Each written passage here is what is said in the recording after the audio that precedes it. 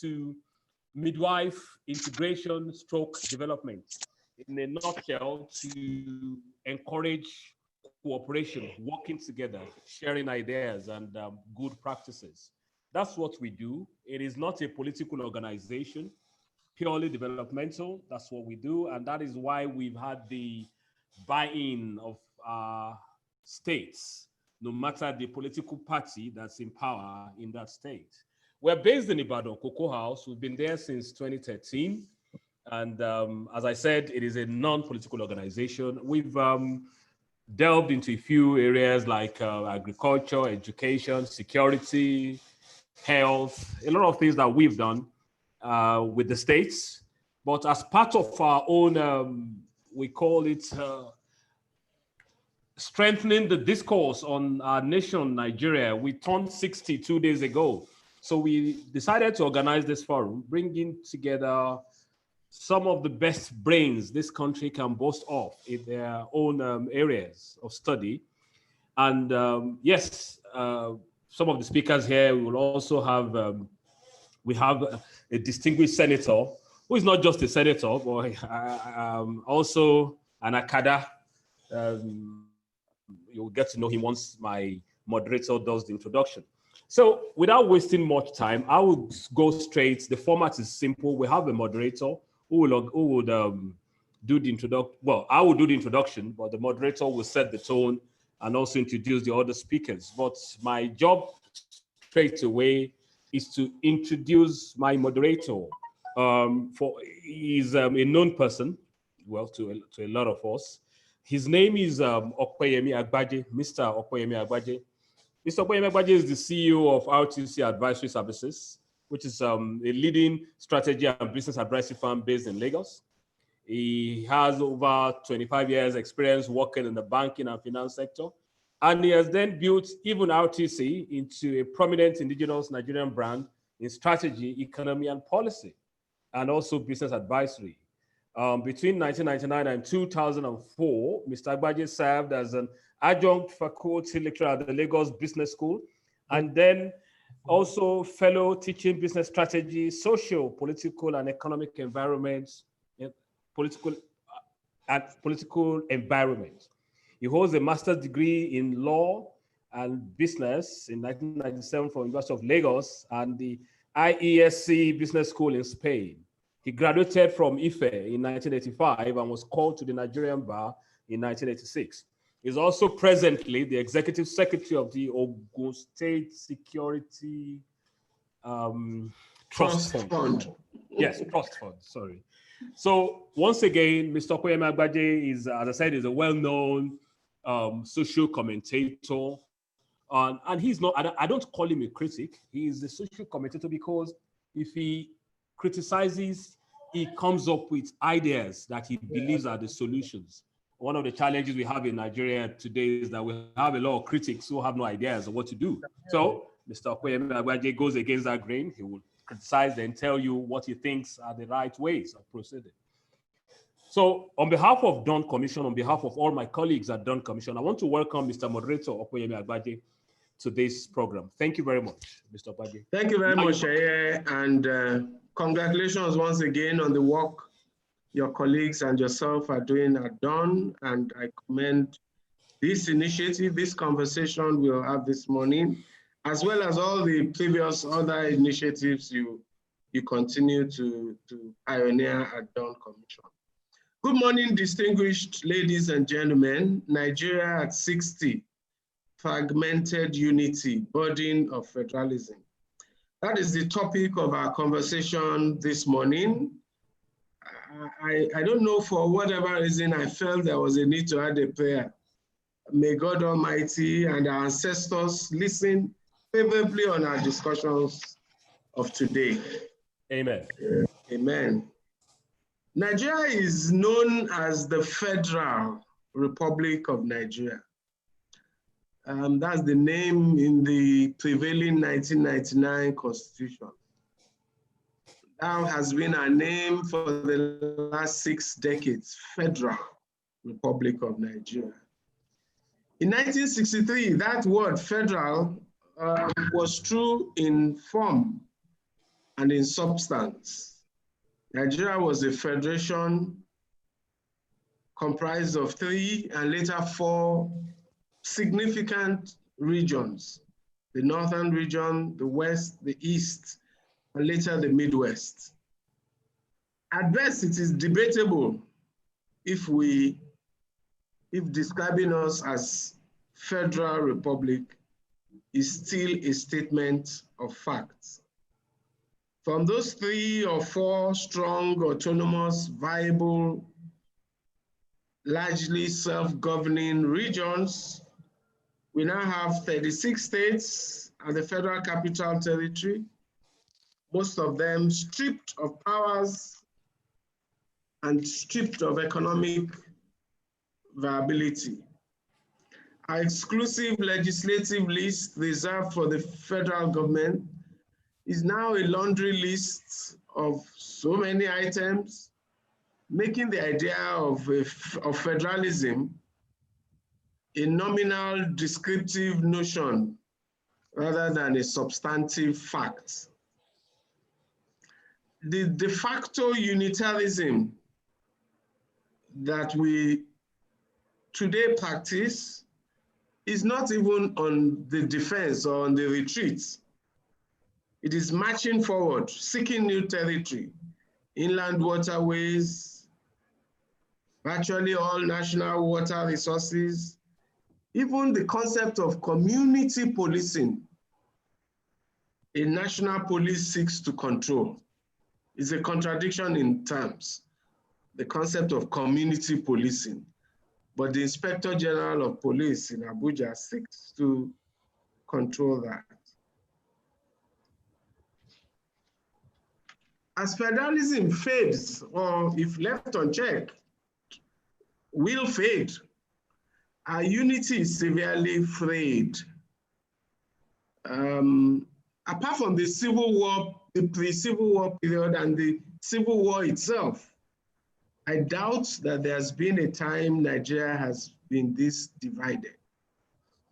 Calls for restructuring, regional autonomy, self-determination, and even secession are now commonplace. Federalism was conceived as a constitutional structure to enable diverse peoples live together in a system that fosters unity in diversity, allowing centralization of certain common factors such as defense, currency, foreign relations, while allowing regional differences in educational systems, for instance, local government administration, policing, court systems, legal systems over matters that reflect on diversity of the people. But now in Nigeria, we even have a ministry for sports, federal ministry for sports, for women affairs, for youth, for culture, and for police affairs. In my view, the combination of military rule, a petroleum economy, and a desire for hegemony and subjugation have combined to subvert our federalism and is now threatening our national unity and cohesion. It has also created an economy focused on distribution, sharing of resources, rather than production and competition among the regions, as we had in the First Republic. It is creating large-scale poverty, and as we increasingly see, crisis and insecurity, fragmented unity, burden of federalism. That's the topic of our conversation this morning. I have 5 excellent panelists that the Dawn Commission has assembled to discuss this topic. I will proceed to introduce them, after which we will launch into the discourse. Professor Tayo Adeshina, FNAL, Olutayo Charles Adesina is a professor of history, the head of the Department of History and former director, Center for General Studies at the University of Ibadan. He's an author or co-author of more than a dozen books and over 60 articles. For more than 2 decades, the focus of his scholarship on sub-Saharan Africa has enabled him to singly or generally teach at the intersection of local, national, regional, and global history. Senator Ajibola Bashiru is a former Attorney General and Commissioner for Justice for Osun State. He has also served as Commissioner in the Ministry of Regional Integration and Special Duties, and was once a lecturer at the Osun State University between November 2014 and May 2017. He's a current senator and spokesperson of the Nigerian Senate, and the senator representing Osun Central Senate. I should have started with Dr. Sharon Adetutu Omotosho. I apologize, madam. Ladies are supposed to be first. Dr. Sharon Adetutu Omotosho is currently with the Institute of African Studies, University, the Institute's Women's Research and Documentation Center, WORDDOC, which was created more than 30 years ago. She also serves as a member of the Institute's Scientific Committee. I have not seen, okay, now I think I see Babajide Kolade Otitoju, a multiple award-winning investigative journalist, historian, polemicist, and songwriter with varied experience in both the print and electronic media. One of the big names, TVC, Television Continental. He's an accomplished and seasoned journalist who regularly features on the daily socio-political news magazine program, Journalists Hangout. And finally, but certainly not the least, my legal colleague or learned brother, Mr. G.T. Ogunye, the Principal Counsel, G.T. Ogunye Chambers, Lagos. He's a leading public interest lawyer, publicist, legal commentator, author, and essayist. He has written hundreds of law, human rights, democracy, and development-related articles. Since the commencement of civil rule in 1999, Mr. Ogunye has contributed to the promotion of the rule of law and constitutional democracy in Nigeria. He has used the instrumentality of law and the judicial process to seek justice for hundreds of Nigerians.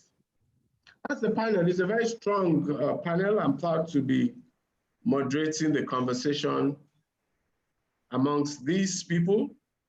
And the approach we will take is to ask each person to make an opening statement to the topic for 15 minutes each.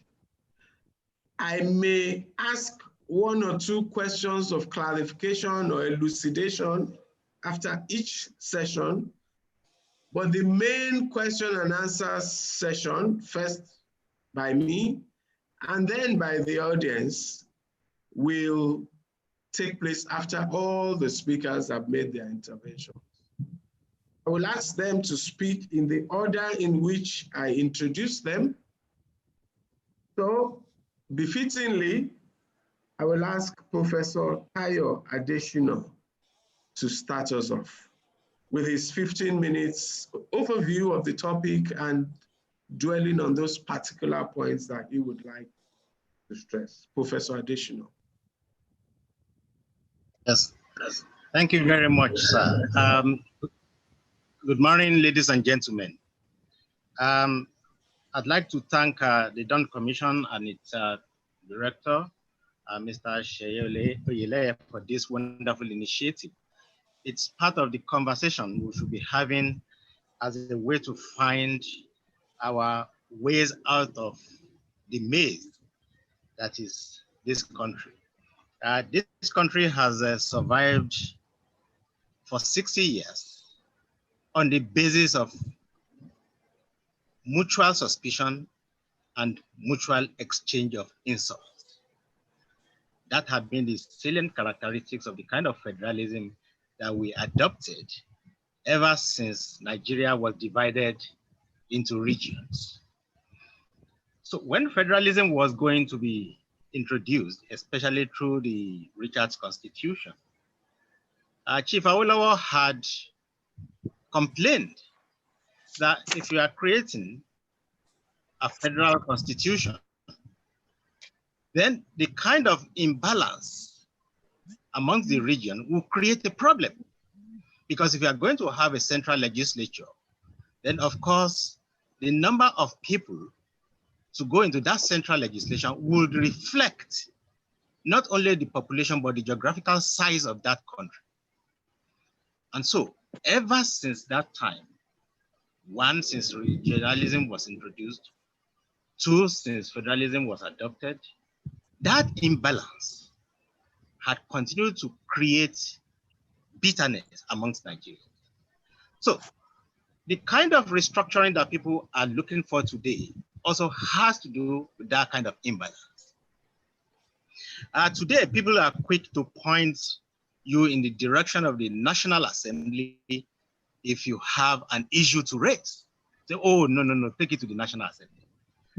But we all know the kind of imbalance that is in this country and the kind of spirit that directs our people who not only vote along party lines, but also along separatist regional lines. And for as long as we continue to have that kind of regional dominance in the National Assembly, federalism will continue to remain in mortal danger. Most especially since we have not created the Nigerianness, the Nigerian identity, to look at issues dispassionately without their ethnic or regional coloration. That will continue to be a problem. And so the kind of federalism that we practice now is an admixture of federalism and unitarism. And if you also like, you can also throw in something else like feudalism. Because once a group of people say, this is the way we are going, everybody will kowtow and vote along that line. And so, how do we begin to get out of this problem? Are we going to create that Nigerian identity and move away from what Awolowo called a mere geographical expression into a Nigeria that everyone is on the same page, in which we have a common sense of mission, a common sense of identity, a common vision? Are we going to have it? Because federalism will continue to confront the diversity of the country. And we all know that the diversity of the country is one in which the mutual suspicion of each other is very strong. And so beginning from 1961, 62, when Western region dissolved into fragments, you also begin to see the carelessness of our political leaders in the kind of federalism that we adopted. Because in the 1960 Constitution, it was there that it was stated there that if there is any problem in any part of the country, especially in a region, the federal government can suspend political activities in such a region and inaugurate a state of emergency. So while they were looking at the Constitution prior to independence, didn't they see that? Or they had so much faith in the goodness, in the inherent goodness of man, to the extent that, oh, well, nothing like that will happen. So in handling our federalism, we have also been a little bit careless. And the national question a national question has not been resolved ever since 1914 when Nigeria was amalgamated. The British had always favored the North. Any attempt by any group to move into the North was resisted. And so we got to 1960 with a country that was already divided along separatist lines deliberately by the colonial administration. Don't forget that the strategy of the British was divide et impera, divide and rule. And so that spirit of divide and rule was willy-nilly brought into independent Nigeria, and we have not been able to surmount that. And so is there a way out of this issue? The way out is not the national conference we are talking about. It is the recreation of a new Nigerian through education, through values, through ideals. They said, look, we know the geographical north will always be like a monolithic north, but you've got to understand that you are not the only group in this country. So the other groups cannot be treated as mere underdogs or like conquered territories. Because even if you go for a constitutional conference or anything now, you are still going to subject the decisions to democratic conclusions.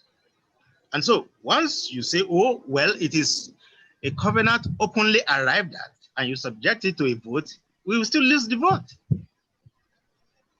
So the way out of this problem now is let us go back to the school system to create a new Nigerian, a new sense of identity, a new sense of mission in all of us. But you say, well, how do we do that when we don't have the same curriculum, when some regions are not even ready to do mass education so that people will understand? It's going to be a gradual process. It's going to be a gradual process. So if Nigerians are going to live together, if you believe in the sanctity of Nigeria because they are saying, well, Nigeria's unity is non-negotiable, which is also a lie, like our constitution. Our constitution is a lie because they have told us we the people. That's not true. We didn't agree with them to inaugurate this constitution. So federalism is in mortal danger. Nigeria is in mortal danger. Our happiness is in mortal danger for as long as the old regions are still in the shadows, lurking behind every decision we take, lurking behind every structures we have created. We'll continue to be unhappy.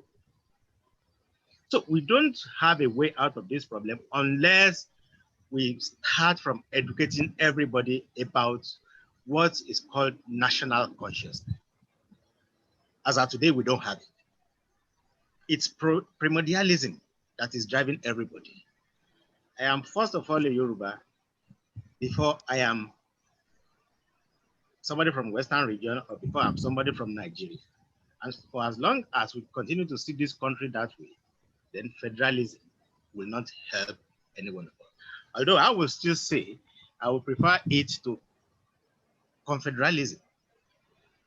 There is beauty in federalism, but you must give us some measure of independence in all the states to allow us to move forward.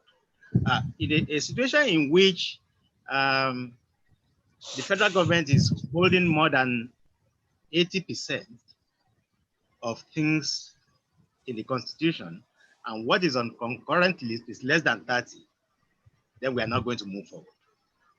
Federal government is holding on to power generation and distribution. Federal government is holding on to so many of these roads. All the federal roads are bad. If you touch it, they say, no, it's federal road. Federal government is holding on to the railway system. Allow states to develop their railway. Then we begin to move forward. But conclusively, federalism as we run it today is an unhappy federation. We have to look at it again. Thank you very much. Thank you very much, Professor Adeshino. Excellent overview. I like, as a professor of history, obviously he took a historical perspective. He asserts that we started from mutual suspicion and created imbalances that have subverted our federation up to date. And he suggests that the way forward, he hints at it as first, the issue of a lack of a national identity, but then concludes by affirming that the way out is the recreation of a new Nigeria through values, through education, and through ideals, and seems to suggest that the goal of that recreation of a new Nigeria is to create a new Nigerian identity. I will just ask very briefly, I'm sure many of our participants will want to follow up on this one. But Professor Adeshino himself recognizes that the question that will arise is how?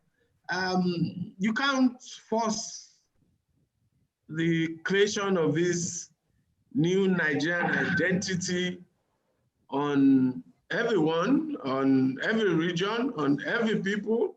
How are we going to go about it? Is that a fanciful notion? We're losing the federalism every day. Like I said, those who prefer a unitary system are not satisfied with where we are. We are complaining about we have lost our federalism, but they are seeking to even erode further. I mean, they want to take over all the waterways. I read the National Water Resources Bill.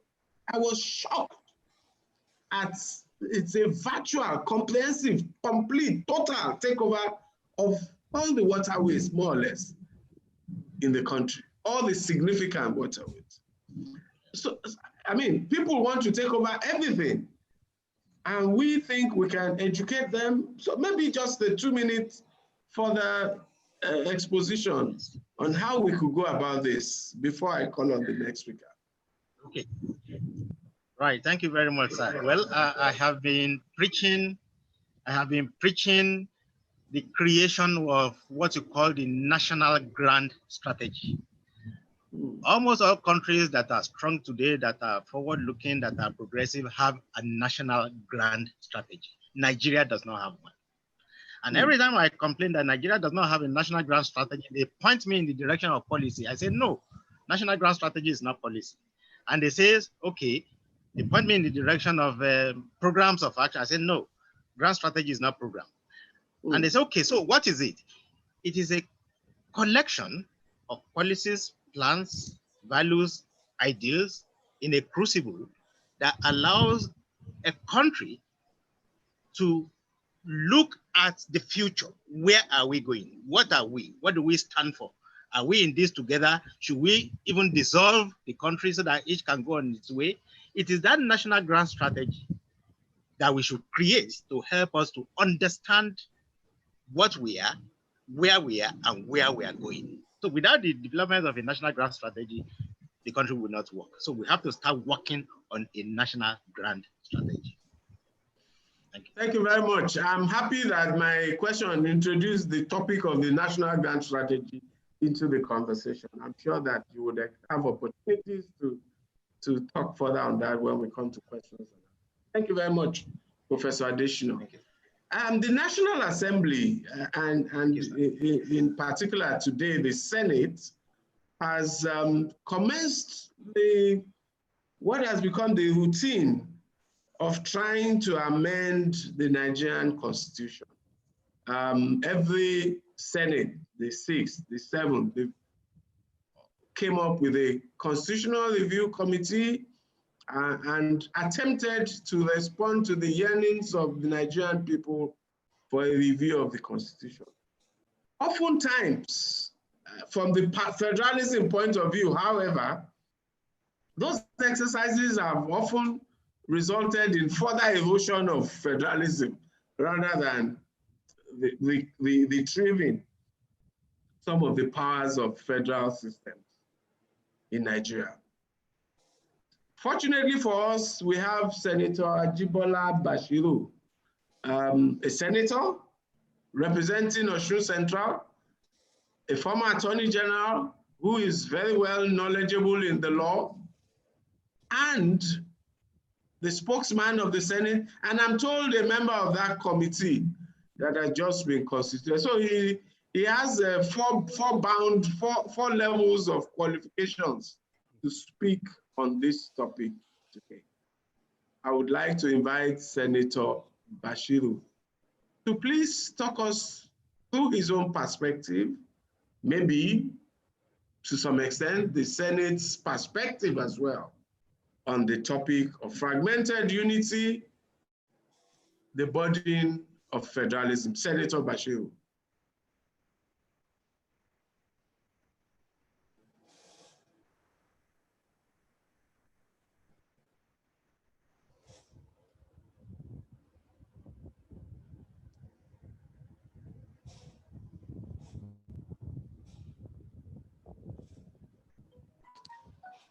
I believe Senator Bashiru is with us. Well, we can see him on his That's galaxy. the Ajibola's galaxy, right? Can somebody unmute him? Fola, can you unmute him? He has to unmute himself from his computer. Oh, that's okay. Senator Bashiru, can you hear us? Let me try and reach you. At the bottom left-hand corner of the screen is where you unmute yourself. Just trying to. I'm sure he knows. Mute. If you put the cursor on the names, you would see. I think it's on now. I think it's on Okay. now. Okay. Yes, sir. Senator Ajibola Bashiru, you have the floor. Yeah, please, I would like to be given 15 minutes to attend the program here. So I will join you back in 15 minutes. Okay, all right, Okay, that's fine. Okay, that's fine. We would, please, once you're back, we would enable you to talk. Thank you very much. I would move to Dr. I'm going to Lokoja, so I'm waiting for the governor to speak so that I will join you. Okay. All right, thank you. I'll move on to Dr. Sharon Adetutu Omotosho. She's been here right from even before 10 a.m. And yes, maybe God is punishing me for not starting from the lady. Dr. Omotosho, you have the floor. Please, let's have your perspective to these issues and your recommendations for the way forward. Okay, thank you very much. I appreciate Dawn Commission for putting this conversation together. And I want to say that commemorating the Nigeria's 60th independence is something really important. One thing that worries me about this is just that we were here 10 years ago discussing the 50th, not here, not on this platform, but I'm talking about all of us in different spaces, talking about the way forward. Unfortunately, as we speak 10 years after the Golden Jubilee, we are still far from where we desire to be. An adage says, when you turn 60, you make your own rules. I wonder if this can be said of a Nigeria that is ravaged by identity crisis, just like Professor Additional mentioned. We have exclusionary systems, thoughtless pilfering of public funds, lack of empathy for the masses, and massive distrust of the ruling class. It's not all a tale of woes anyway. As Nigeria often celebrates resilience, we are always wriggling out of unpleasant circumstances like a cat with 9 lives. Nigeria valorizes itself as the giant of Africa, and indeed, Nigeria boasts of capital servicing the global community in several fields. I also saw a bomb which reads thus: I'm 60. I get to drive at my own speed in the fast lane. and I'm not in a big hurry to get anywhere. That to me sounds like the Nigerian story, in line with Adebajo's description of Nigeria as a battered jalopy with a rookie driver asleep at the wheel on a road to nowhere. Considering the current life expectancy in Nigeria placed at 54.81 years, nationalists, scholars, international organizations, and concerned citizens within the country and in the diaspora have despaired that Nigeria might have outlived its life expectancy. They contest survival of Nigeria as a state, and they are all quick to recognize the problem. Sadly, their reflection always ended in, I do not have the answers. It defies solution. Nothing seems to be working. We can only wait and see. And some more optimistic ones would even say, God will help us. In my 2014 article, reflecting on the 100 years of amalgamation of the Electorate of Nigeria, I wrote about Nnamdi Azikiwe and Egosa Osagai, who both thought federalism is good for Nigeria. Federalism in the real sense should ensure that every part of a large country receives public good without sacrificing local accountability. However, what we have seen is lack of due legislative process, failure of the judiciary, and a high display of nonchalance and helplessness by the political class. So with the federal character not performing the intended, fragmented unity is simply disunity. Someone said, what is Nigeria's unity without quality of life and reassurance of human dignity? Every sector of Nigeria displays palpable ethnicity and religious bigotry. The only thing that keeps us together is not even best for us all, and that is corruption. It has no religion, it has no ethnicity, no class or gender. And certainly, it remains the vice that will dismantle the unity we revel in if we don't pay quick attention. We keep chanting one Nigeria without reflecting, and this ship might sink if the occupiers do not pay attention. Pretenses of the adequacy of our system have committed us all to the hypocrisy that all will be well, hence the unwillingness to challenge existing processes and try something new. Aside voting, the masses seem estranged from leadership. Women, youths, physically challenged, seeking affirmative action, with bills shrouded in suspicion being passed by legislative bodies, and the unstable economic condition pushing citizens into illegal migrations for greener pastures. Can we still say that federalism is the answer? Nigerians are becoming less unsympathetic to one another, such that the whole idea of human altruism is turning to a myth. We have now reached the point that Professor Sogolo, we may not reach, the point where individual survival tactics become substitutes for moral quality and social relationships. And social relationship in terms of material reciprocity, projecting too far into the future in deception. So we cannot even plan, we can't even have a long-term plan. 3 friends from different parts of the country were on a mission. On setting out, they met a big snake. The first friend began to cry in fear. He recalled how his parents were killed by a venomous serpent.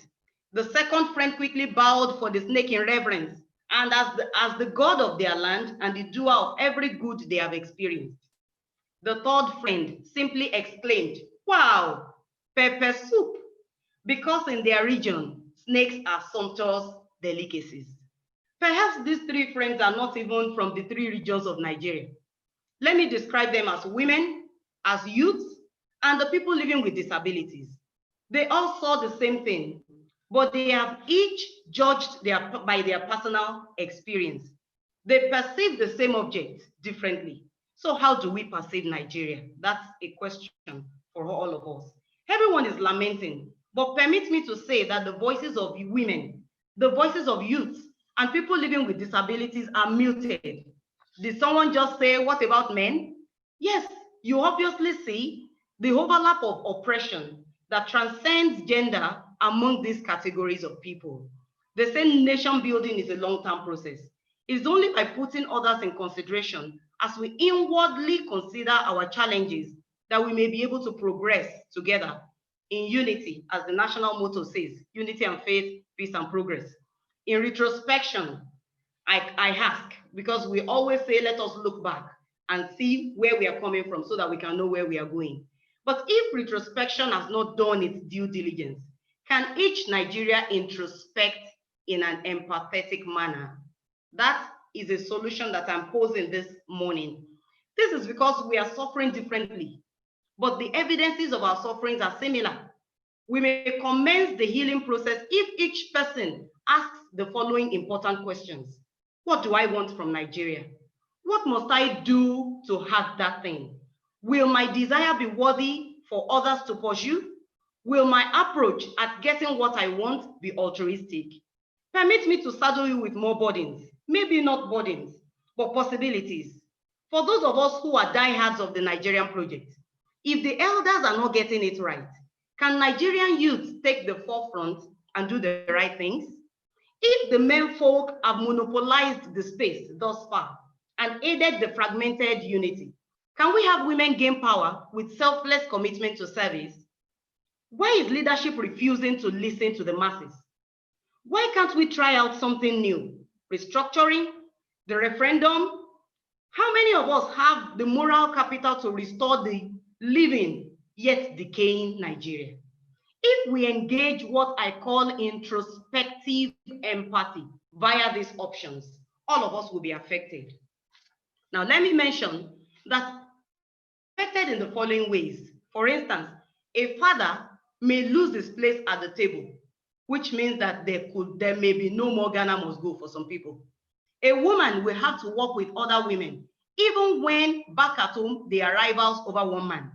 After all, two enemies become friends to overcome their common enemy. However, if the options seem too problematic for us, the fragile unity will shatter and we will still be affected. Someone will lose their nationality. Their travel passports will become invalid. Families with multiple ethnic identities will have to decide what is best for them. The minorities may end up completely mopped up, and the majority may even end up as minority. My grandparents' business or business line in other regions of Nigeria may have to go for it. My best friend from other regions will need a visa to visit me. In case, some are already murmuring that we just might as well go a different path. So we may all live happily ever after. That option is highly debatable, and I think it is something we need to reflect on for this Nigeria that we are hoping to have. Thank you. Thank you very much. Brilliant and very inspiring speech or intervention from Dr. Omotosho. A bit sobering also as well. Once she started, I almost suggested that she was going to take a woman's perspective, but then I didn't want to be sexist. So I refrained from saying that. But what she did was to take a socio-economic perspective and begin to hint at things like the exclusion of the masses, a lack of empathy, a separation of the people from their government. I mean, it's hinting at issues around the social contract underpinning the Nigerian nation. And then she actually then warns of the risk, I think, of this fragmented unity or disunity, as she more directly put it, being shattered and the loss of the Nigerian state or the Nigerian ideal. A prescription of an empathetic introspection. I was subject to the same test that I challenged Professor Additional about. How do we do this? How do we get that introspection to happen? Is it going to be a national project? Is it going to be something championed by an NGO? Is it Dawn Commission that will champion it? Is it the academia? Will she champion it or lead that conversation? How do we get that sincerity required? Politicians are not sentimental people. They're not empathetic necessarily. They demonstrate empathy to gain power, but their calculations are about power and its acquisition and its safekeeping. And certainly those who seek hegemony over Nigeria are not sentimental romanticists. They seek hegemony because that's their vision. That's their, let me use Professor Adesina's word, that's their own grand national strategy. Now the Nigerian nation, maybe some other nation or nationality. So Dr. Motosho, what's your suggested approach to this empathic introspection that you suggest? Okay, thank you very much, sir. I am reading from the chat box and I see someone said, good speech, but we will be back here in 10 years as we did 10 years ago. We talk, which is cheap, but then retreat into our respective bunkers and talk. That is big, that's powerful. And I feel that we really are at the point where we must transcend just the talk. And that is why I am trying to look at it from the introspective part of it. Now, what retrospection tells us, with all due respect to the historians, to Professor Adesina's of this world, what retrospection tells us is that we need to keep looking back. Let's look at history. Let's look at what has happened. Let's look at this. But the histories have told us several things. And as we speak, we are even writing history. We are beginning to write another set of history that our children will read. But what we find within the books, within the stories, the oral histories that they tell us, the documentaries, is that the people of the ethnicity, as you know, and all other problems that we've been having, they have been ingrained into those systems, such that it is so difficult for us to begin to think, okay, so what exactly do we want? Or what exactly are we looking for? So that is why I'm calling for introspection. Let's begin to look inward. What do I want for Nigeria? I don't know how many of us have actually taken time to think that way. We're always quick to point fingers and say, oh, it's the politicians. Or we say, oh, it's the followers. We have bad followers. Oh, we have bad, leadership and the rest of that. But myself, I like that catchphrase that says, it begins with me. Change begins with me. Let's begin to ask in our different spaces, what do I want to do for Nigeria? If I don't have anything to do for Nigeria, then, well, people say it, and a lot of our aged people have been on the TV in the last 1-2 weeks. They've been trying to shy away from this issue of let us dismantle it if it's not working. But if we must stay together, and if we must keep Nigeria as a working project, then we all each need to think again. Let's begin to take responsibility for the kinds of things we do. Let me give you an example. Tax or value-added tax. You find out that a lot of people, they query people about not paying tax and the rest of that. Now, when you as a business person, I have a number of people that are in business, and when you as a business person, you want to pay tax, you have collected a contract or a job from a particular person. The person you have said, oh, I am adding VAT to this thing. There is somebody who is your competitor who is telling that same person that don't worry about VAT. We will do the job without it. And this is still the same Nigeria. And so what do you expect? They're going to give the job to that person. You who want to be a good citizen end up, having nothing on your plate and having no job to do. So it's really a frustrating system. We want to do things right, but the systems do not permit it because individuals have not taken time to introspect. If I steal all the money and I do all the, all the things that I think I can do to protect myself and my family, what happens thereafter to the Nigeria that we're talking about? These are things that we need to think deeply about. And let me mention my last point. Professor Adesina mentioned national ground strategy. And I ask, will that be developed by the same people who are working on the water bill? If that happens, then we are still going to we are going to land on the same spot because they are not thinking Nigeria. They probably are thinking their personal or their ethnic group, whatever the case may be. I think I will need to rest my case there, and then we can continue from there. Thank you. Thank you very much, Dr. Motosho. Another brilliant exposition. We thank you so much.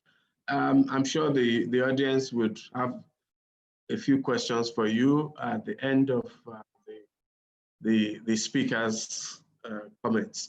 Okay, so I'll move on to our journalist hangout anchor, Mr. Babajide Kolade Otitoju.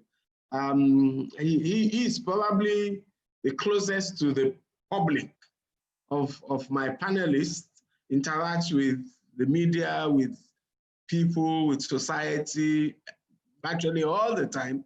And I'm sure he would have an enriching perspective to this conversation. Mr. Otitoju, please unmute yourself and you have the floor.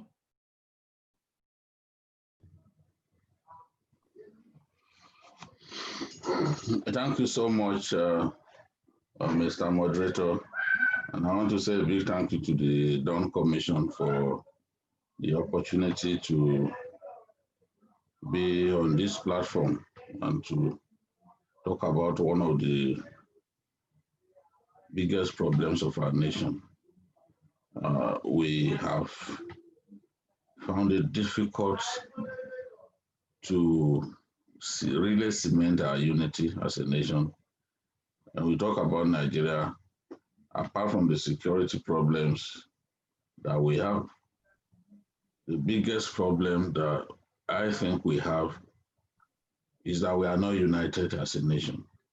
We see ourselves first as Yoruba, as a Christian, or as a Muslim, as an Hausa Fulani person. So we have found it extremely difficult to see ourselves as one. We always talked about the fact that some years back, we were much more united than we were. We had a situation in the past when the former military head of state, Yakubu Gowon, had a number 2 who was a Christian. I doubt if anyone can suggest that to us as a country at this time, or even try to make that happen on its own. So long as we continue to suffer serious growth and development deficit and manifest lack of governance at all levels, more and more Nigerians will think that there is a need to get out of the contraption called Nigeria. It's not simply a desire to have real federalism. I think that increasingly Nigerians are getting so frustrated about being part of this contraption, and what will make a lot of them happen is to be out of here, which is a real concern that many people are beginning to think that, look, it's better we just go our separate ways. And it's not helped by the fact that a government comes to power and the best that it thinks it can do is to continue to marginalize the rest of the country and favor a small part of the country. If this continues, the agitations for the dismemberment of our country will not stop.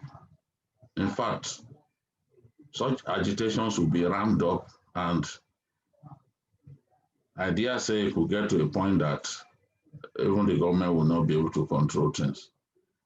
I just needed to say this as a prelude to my article. I started by saying the federal government, through the Minister of Information, Alhaji Lai Mohammed, had, while announcing the program for the Independence Anniversary celebration try to counter such arguments that's talking about people's feelings that, look, after 60 years, we are still not a united nation. The minister told journalists that the fact that Nigeria remains one entity despite the various challenges it has been confronted with is remarkable and worthy of celebration. In his words, for a country that has gone through a bitter internecine civil war, years of political crisis, daunting security challenges, including religious and ethnic crises, etc., our unity and our resilience, which, by the way, is what Diamond represents, are worth celebrating. Hence, the minister said the federal government had adopted together as the theme of the year-long celebration, which, according to him, is aimed at keeping us united and helping us to forge ahead. Ironically, while the Nigerian government will be celebrating our togetherness for 1 year, beginning from the 1st of October, Nigerians in some parts of the country had also announced that they will embark on rallies to demand for secession from the country. Some of us may have in the past few weeks seen videos of Nigerians, especially from the southwest part of the country, on social media, announcing such plans in the past few weeks. Therefore, the development agenda for Western Nigeria, an organization devoted to the socio-economic and political advancement of southwestern part of the country, could not have chosen a better topic for this event, intended to mark our 60th anniversary. The fact that Nigeria's unity is a work in progress and cannot be taken for granted is reflected in agitations of the different groups for exit from our country, and even in the theme of the Diamond Jubilee celebration of the federal government. Indeed, ours has been a fragmented unity right from the pre-independence period. Our late sage, Chief Obafemi Awolowo, had in his 1947 book, Path to Nigerian Freedom, noted that Nigeria is not a nation. It is a mere geographical expression. There are no Nigerians in the same sense as there are English or Welsh or French. According to him, the word Nigeria is merely a distinctive appellation to distinguish those who live within the boundaries of Nigeria from those who do not. In the same year, Abubakar Tafawa Balewa, Nigeria's first and only prime minister, as recorded in Hansard, said on the floor of the parliament that since the amalgamation of southern and northern provinces in 1914, Nigeria has existed as one country only on paper. It is still far from being united. Nigeria's unity is only a British intention for the country. End of quote. Renowned journalist Mr. Orieku noted in an article published in The Guardian with the title Geographical Expression, So What, on 15 August 2017, that there were equally agitations by the different parts of the country to pull out of Nigeria as the British were perfecting the strategy of putting the different components together as a nation. He noted that in 1950, the Northern delegation to the Constitutional Conference had threatened that unless the Northern region was allotted 50% of the seats in the central legislature, it will ask for separation from the rest of Nigeria on the arrangements existing before 1914. In the same vein, the Western region in 1953 had threatened to pull out of the arrangement called Nigeria over the issue of revenue allocation and the separation of Lagos from the region as federal capital. Awolowo was quoted as saying in his telegram to the colonial government, I challenge you to deny, quote, I challenge you to deny that the people of the Western region have the right of self-determination and we are free to decide whether or not they remain in the proposed, and are free to decide whether or not they remain in the proposed Nigerian Federation. Ekpufota noted that there was no record that the Eastern region made the same threat in the pre-independence era. The region had also threatened to pull out of the Nigerian Federation following the controversy that greeted the 1964 federal elections. The region did not make good its threat then, but we all know that in 1967, Nigeria experienced its first and only civil war to date, when the region attempted to secede from the country. The 1966 program ushered in the then Unification Decree 34 by then Administration of General Agui Ironsi and the beginning of erosion of Nigeria's federalism, with the transfer of most of the powers hitherto exercised by the regions to the then federal military government. Some commentators had attributed the assassination of General Erosi to fears that the decree, as was to be implemented, would lead to overwhelming domination of one part of the country over others. The military government that took over abrogated the decree, which claimed to set Nigeria back on the path of federalism. And I said claim because most of those powers were still retained in the exclusive legislative list of the 1979 and 1999 Constitution. And this is what is driving the demands for true federalism or agitations for restructuring, which is now manifesting in the bids to secede from the country as we are presently witnessing. The concentration of power and resources at the center and the denial of governments at the subnational level to fully exploit and benefit from the resources at their backyards, it has been argued, was at the root of most challenges being faced by the country. Governments at the subnational level have simply been denied opportunities to use the resources at their backyards to take care of their problems. This was against the plans of the founding fathers of Nigeria. Dr. Tunji Abayomi, a legal luminary, said at the 2017-2018 African Watch Annual Lecture, and I quote, "The founding fathers appear to recognize that with the inherent diversity of nationalities, suspicions among ethnic groups in Nigeria, alone federalism was the best governmental system. The idea of regional government emerged not only from their deep thought of Nigeria, but also their hopes for her emergence in peace and good government," end of quote. But as the national leader of the All Progressive Congress, APC, and former governor of Lagos State, Asiwaju Bola Ahmed Tinubu, said, as the principal guest of honor and keynote speaker at the 2017 annual dinner of the King's College Old Boys Association at King's College, further fragmentation of Nigeria into smaller pieces has now been championed by some of our competitors cannot be the answer to these challenges confronting us. The former governor, who was represented by former Lagos State Commissioner of Finance, Dr. Wale Edun, had in his speech titled "A New Nigeria or a Better One, Defeating Truths of a Great Repair," argued that it would be better for the country to restructure things to attain the correct balance between our collective purpose on one hand and our separate grassroots realities on the other, while advising that those clamoring for disintegration of the country should desist, saying separating the nation into small pieces resolves nothing and creates additional problems. He made it clear that his quest was for a better Nigeria. He then added, "While nations more powerful and developed are not seek to pool their wealth and might, some of us seek to whittle this nation into smaller pieces." He had also advocated for restructuring of the country at the lecture, noting that the imbalance between the roles of the federal and state governments lies at the root of our difficulties. In his words, and I quote, "To achieve better levels of overall governance, we need to rebalance the duties of the federal and state governments. The legacy of undemocratic rule has arrogated too much power and resources to the federal at the expense of state governments. The quest to correct the imbalance is the essence of federalism I have advocated for so many years. Due to our particular political history and its military legacy, the quality of our federalism and the quality of our democracy are intertwined. The more we repair federalism is the more we improve democracy.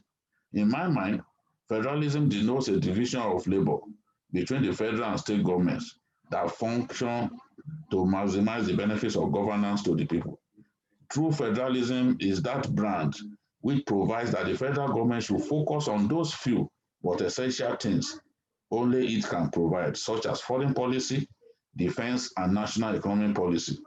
Additionally, in those matters where uniform standards and requirements are appropriate, the federal government must take the lead. All other matters should be left in the states. If there is doubt over a particular issue, the presumption should be that the states, not the federal government, should take the lead. Here I say to those so eager, I'm quoting him again, here I say to those eager to dispense with federalism in favor of more rash and impractical remedies, let us first truly practice federalism before we deem it a failure. If given but a fair chance, we just might perfect federalism by making it work for the benefit of all of us. Constitutionally, we are a federation of 36 states. However, the vestiges of past military rule continue to haunt the democratic road we hew.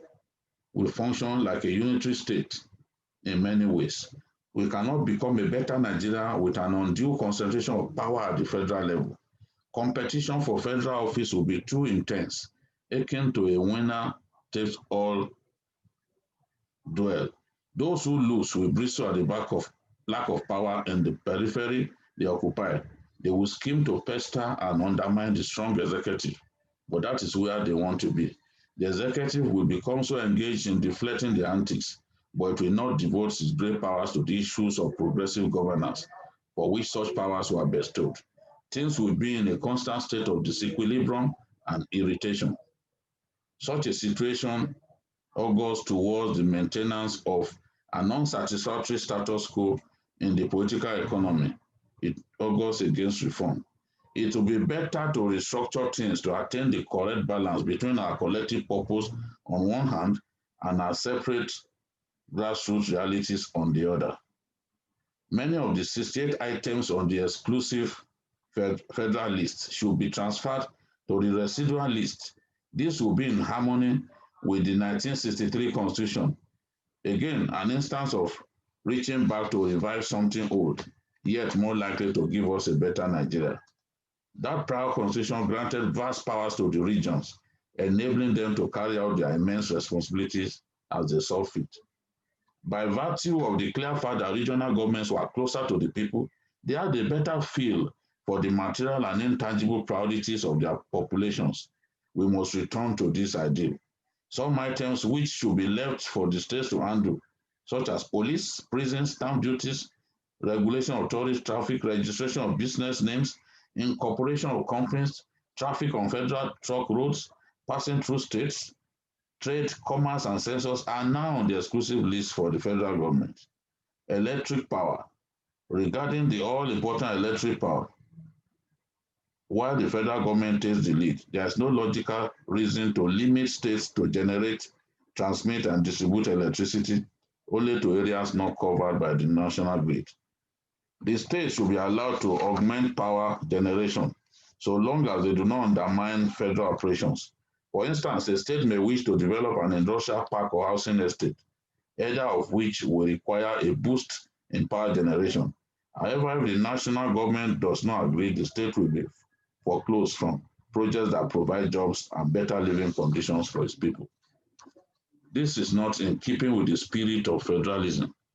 It is consonant with an undemocratic tradition that keeps us from approaching a better Nigeria. Revenue formula. As an adjunct, we should also seek to recalibrate the revenue sharing formula in order to bring more funds to the state and local levels so that they can answer their enlarged responsibility. Which one the one go? In this regard, the residual effects of the old unitary system. They go, okay. The residual effect of the old unitary Please system. identify and mute that person. Because it's a distraction, really. In this regard, the residual effect of old unitary system has made harsh of the Paris Club reforms owed the various state governments. Money that is owed the states belongs to the states. We also support propriety of expenditure.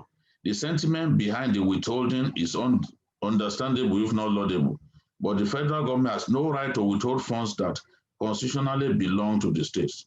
The fear of possible misuse of funds is no reason to violate the Constitution. Provide the funds to the states as legally required. Committed and fine governors will use the funds wisely and the people will be better off. As to those who squander the money, there are appropriate ways to expose and sanction them. This is where the government can appropriately step in. However, to withhold the funds, no matter how well intended, is to undermine federalism and the rule of law. It will have adverse long-term consequences. As such, it is too high a price to pay. One Nigeria, speaking of one Nigeria, when we unite and not untie, we build an existing maxim of one Nigeria by describing that oneness as the fabric of a larger society. We exist in an era where progressive reform and compassion in government are not often spoken about. It is a dark period the world has entered, where the lesson is powerful. Powerful do as they will, and the weak suffer as they must. Yes, we resist this trend. It holds nothing good for Nigeria. We must adhere to the values and policies that suggest tomorrow can be made a better place.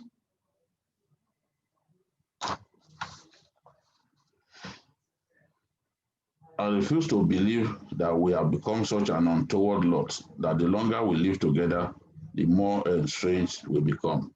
But unfortunately, this is the reality. The more we stay together as one country, the greater the number of people who think that this contraction is not worth it, and therefore there's a need to go our separate ways. I believe that there is a need for everyone, including those of us here, to support a national dialogue to address the weak federalism that we're practicing as a country. If we do not do that before it's too late,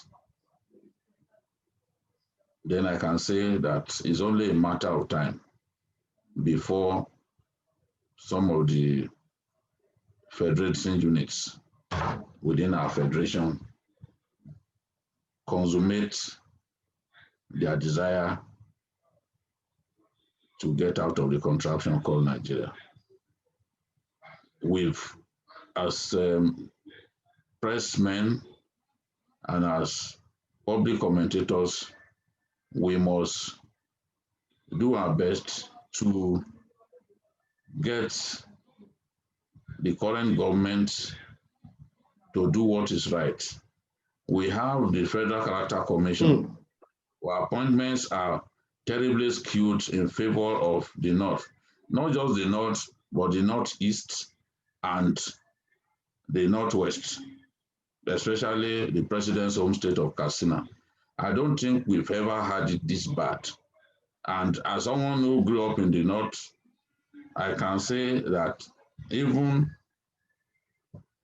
people from the North, a lot of people from the North are embarrassed at the way things are going, and they believe that the president's actions have, in fact, given the North a bad name.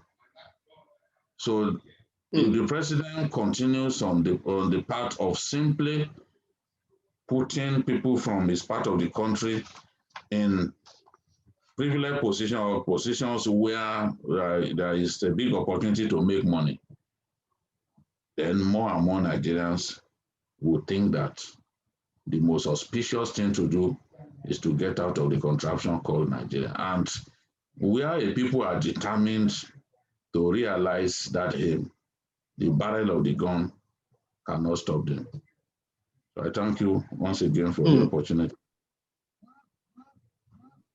Thank you very much. I said that Babajide Otitoju is probably the closest to the masses as a journalist and all of that. And so maybe he has told us the truth that those of us who are more ivory tower oriented may not be willing to admit.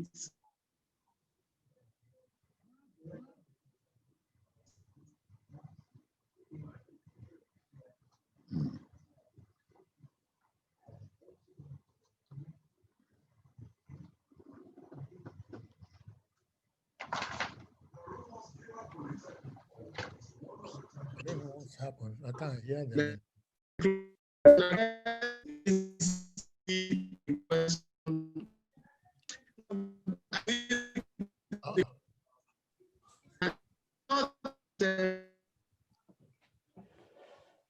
you ask JJ to come and give me a hand, because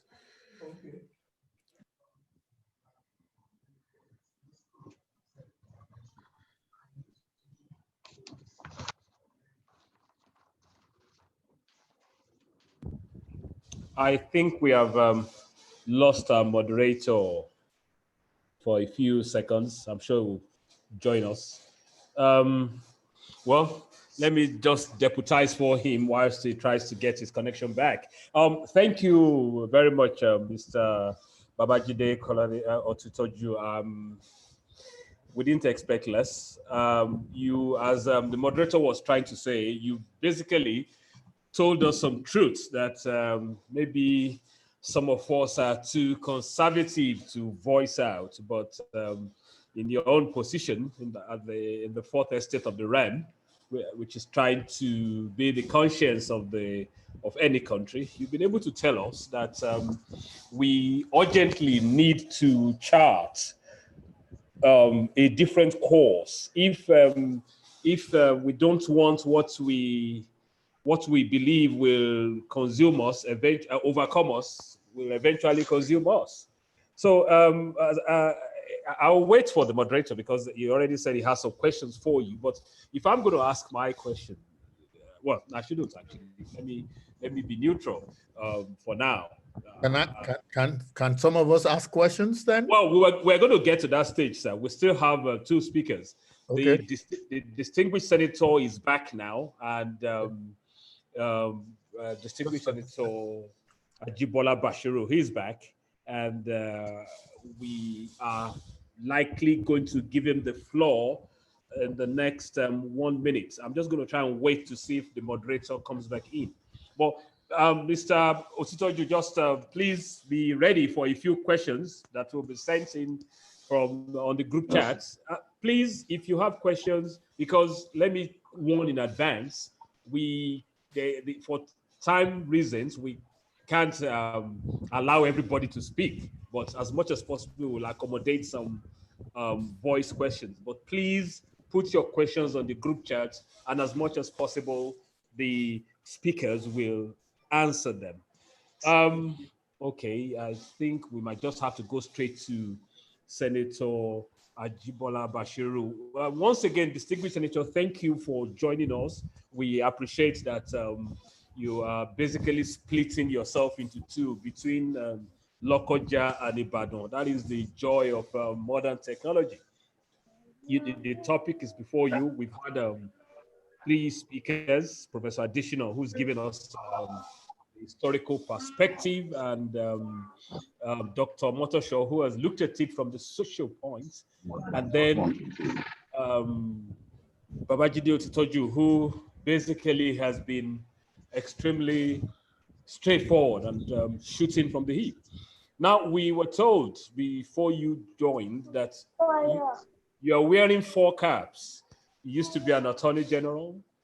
You are also an academician. For those who don't know, he's not just a senator, he holds a PhD in law. You were once a commissioner for regional integration.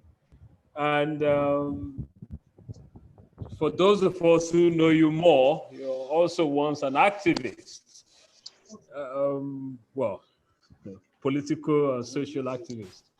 So you have 4 hats. You're also a member of the, I don't know what it's called now, Constitutional Review Committee of the Senate. So 4 or 5 hats. The topic is in front of you. You have the floor, Senator Ajibola Bashiru. Good morning. Yeah, good morning, Sheye, and I've also had the benefit of listening to part of presentations, particularly that of Prof. and my friend and comrade Jide Otitoju. Basically, I would say that the topic is very apposite, particularly the context of an attempt to review the Constitution by the National Assembly. However, I must sound a note of caution that just like one of the earlier presenters has said, not much may be achieved using the present arrangements to settle the issue of restructuring and settle the issue of addressing federalism. First and foremost, the topic talk about federalism, but I will say that in reality, I will not really say Nigeria is a federal and a state. It is more in terms of aspiration, in terms of the content, and in terms of the practice. We are still very far from federalism. Unfortunately, the attitude that the Nigerian court has taken is that we should not be talking of federalism in the political context, talking about a structured division of power among levels of government. The Supreme Court position has been that we should just apply what the Nigerian Constitution has applied. But what has the Nigerian Constitution applied?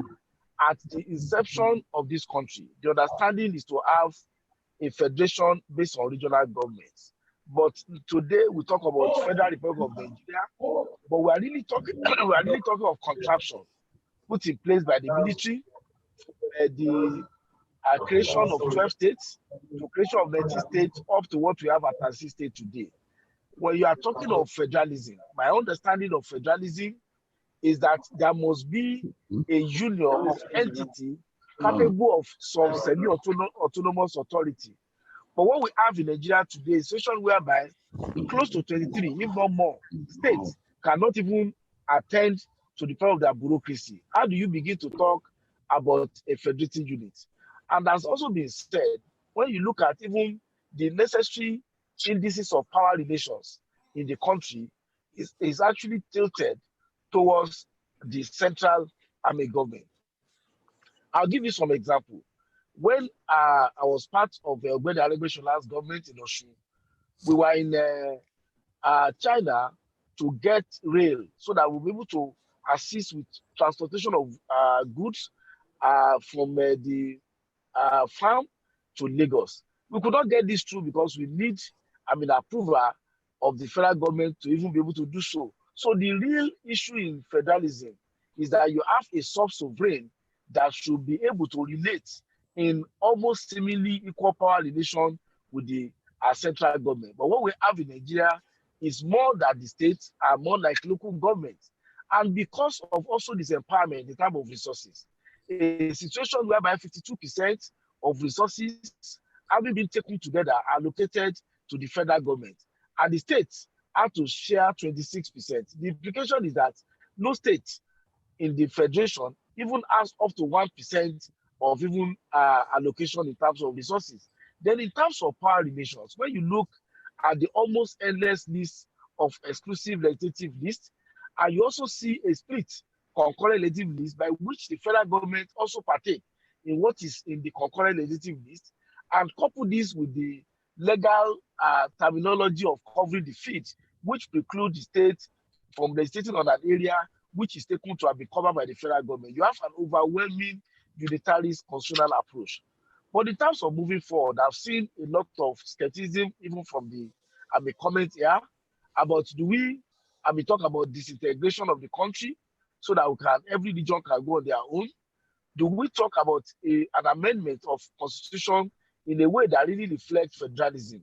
Or do we use a political approach to be able to see that we get issue of development resolved even within the context of the skilled federal arrangement? Those three options would have to be looked at critically. One, on the question of amending the existing constitution, if embedded in the existing constitution is even the challenge that makes a genuine, equitable reform to be very difficult. I give you, for instance, when you look at the House of Representatives, 95 members of House of Representatives come from a particular zone, northwest zone in the country. Of course, southwest has the closest number. So in terms of demography of one man, one vote, there's a challenge to the amendment of constitution. So I think in terms of really transforming the country politically, we need more than using the instrumentality of constitutional review. We need to get an elite consensus on how we want to pattern our development and restructure the country. And when you consider the fact that of the 10.5 trillion budget of 2020 revised budget, 73% at the federal level goes to servicing bureaucracy. So another major hindrance to development, because when we are talking of federalism or any form of government, it must be about the people. It must be about development. It's about ensuring the present and ensuring that the future generation also may partake in the Commonwealth. So when you have a zero one by the debt expenditure and non-debt expenditure amount to 33% of 10.5 trillion budget. The question is, where would that be development? And the reason for this, issues have been raised as to whether it is because of what the legislative arm that is causing the issue of cost of governance. But I've looked at this. When you look at several commissions, several agencies that has no business at federal level being put in place, hardly is there any subject matter in the universe that is not covered by one agency or the other of the federal government. So dissipation of resources where there is really no competence. For instance, what is federal government doing with Ministry of Housing, for instance? What are they doing with agriculture when they don't even have land? What are they doing with several other areas in terms of procurement of fertilizers, in terms of even procurement of items for SDG and so on and so forth? So we need more than constitutional amendment. We need more than constitutional review committee, which of course by virtue of my election, I'm a member. We need a positive consensus on how to reorganize the country. Then now coming to the issue of whether disintegration will help us. I will tell you that even within the context of the Southwest region, there is this dearth of even elite consensus on whether we want to develop using the instrumentality of even the limited avenue that the constitution gives us. And I know Sheye will know what I'm talking about. As a commissioner for regional integration and special duty, we had several noble programs which consensus among us will have enabled us. You could remember, even at level of sports, we had a memorandum that we could even look at sponsor a particular sporting club. I think that time we were talking of 3SC, to adopt it as regional club, contribute 200 million per state. That would be 1.2 billion some 7-8 years ago. Imagine a 3SC with 1.2 billion and support of the six states. What will they have done in terms of using even sport as an instrument of unity, as an instrument of signaling that we are together? And this does not require constitutional amendment. We also talk about mining sector. We talk about comparative advantage being taken by the 6 states in agriculture. And this work on this one, the implementation framework has been started out. So we need also, even within the Southwest region, an elite consensus, particularly among our governors, that we want this development to be put through using the instrumentality of what we have. Look at, for instance, the Amotekun. If it had been the question of just lamenting, there's no state police, we could not organize outside the context of Nigerian police, we will still not be able to do so. So what I want to say is that beyond lamentation, we must also, as people of the Southwest region, take steps within the limitations that we even have and see which are the areas that we can begin to generate issues within the context of constitution, and also look at development program that we can jointly pursue that will have effect on our people. For instance, we talk about education. There are so many things we can do within the context of what we have now to help with the educational advancement of our people.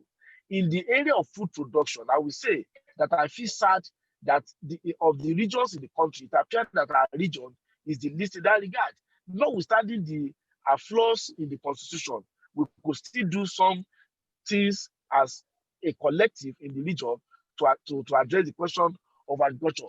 In terms of stimulating economic development, Lagos, now being part of the Dawn, could take a lead in terms of supporting agro-industrial development, using the capital that it has, using the enablement in terms of investment, and then the land that we could get from the region. So I would say that beyond lamentation, beyond challenges that we have, we also need to take the bull by the horn. And I also want to address that even in the political angle, we seem not to have a consensus to have development of our region using even the flawed existing political context.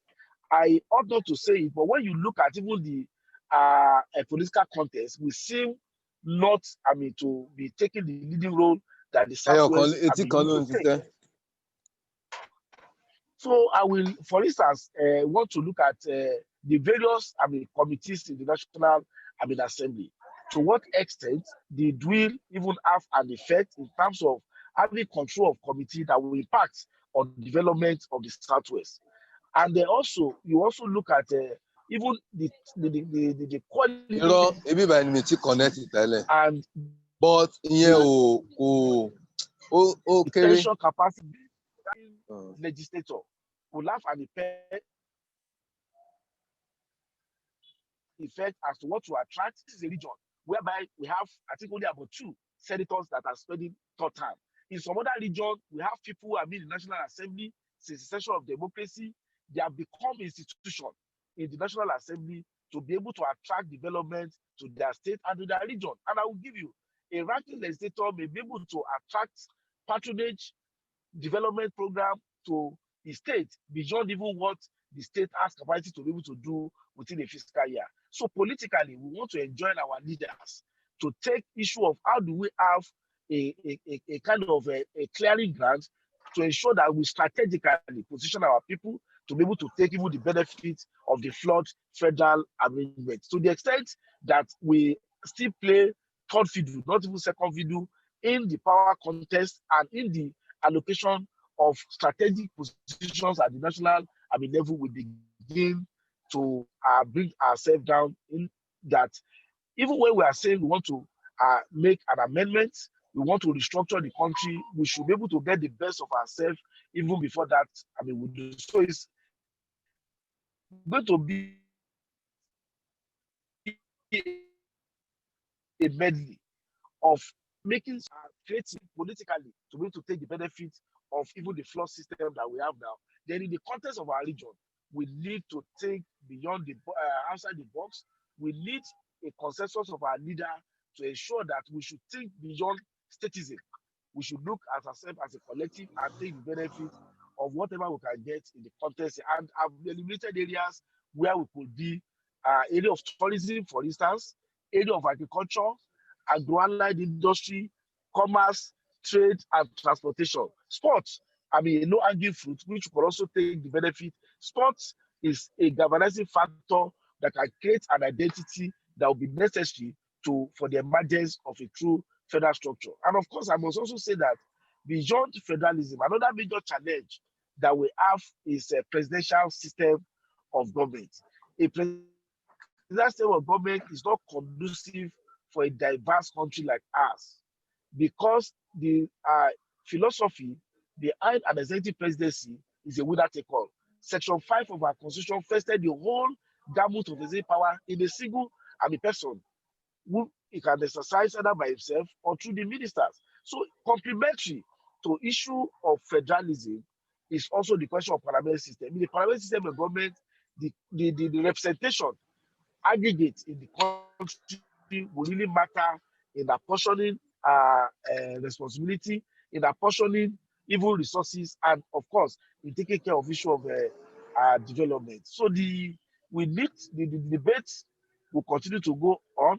So I would rather adopt a position that while we challenge and we look forward to restructuring of the existing system, which I say goes beyond using the instrumentality of existing constitution, we must also creatively, cooperatively, and with common sense of purpose in the Southwest, utilize politically what we will be able to get to the benefit of our region, and also in terms of using the existing loophole in the flawed constitution to the benefit of our people. And I think Lagos under Asiwaju Bola Ahmed Tinubu was able to explore some odd areas of constitution that are to the benefit of the state.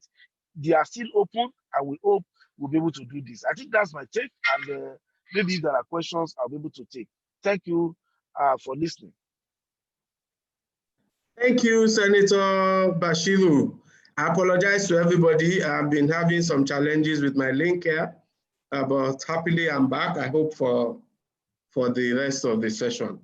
I like Senator Bashiru's intervention, not just because he has reviewed the prospects of the constitutional amendment, but also has looked at other options, other steps that can be taken by the states on their own and by the Southwest states in conjunction with each other, under the auspices of Don, under the leadership of the governors and all of that.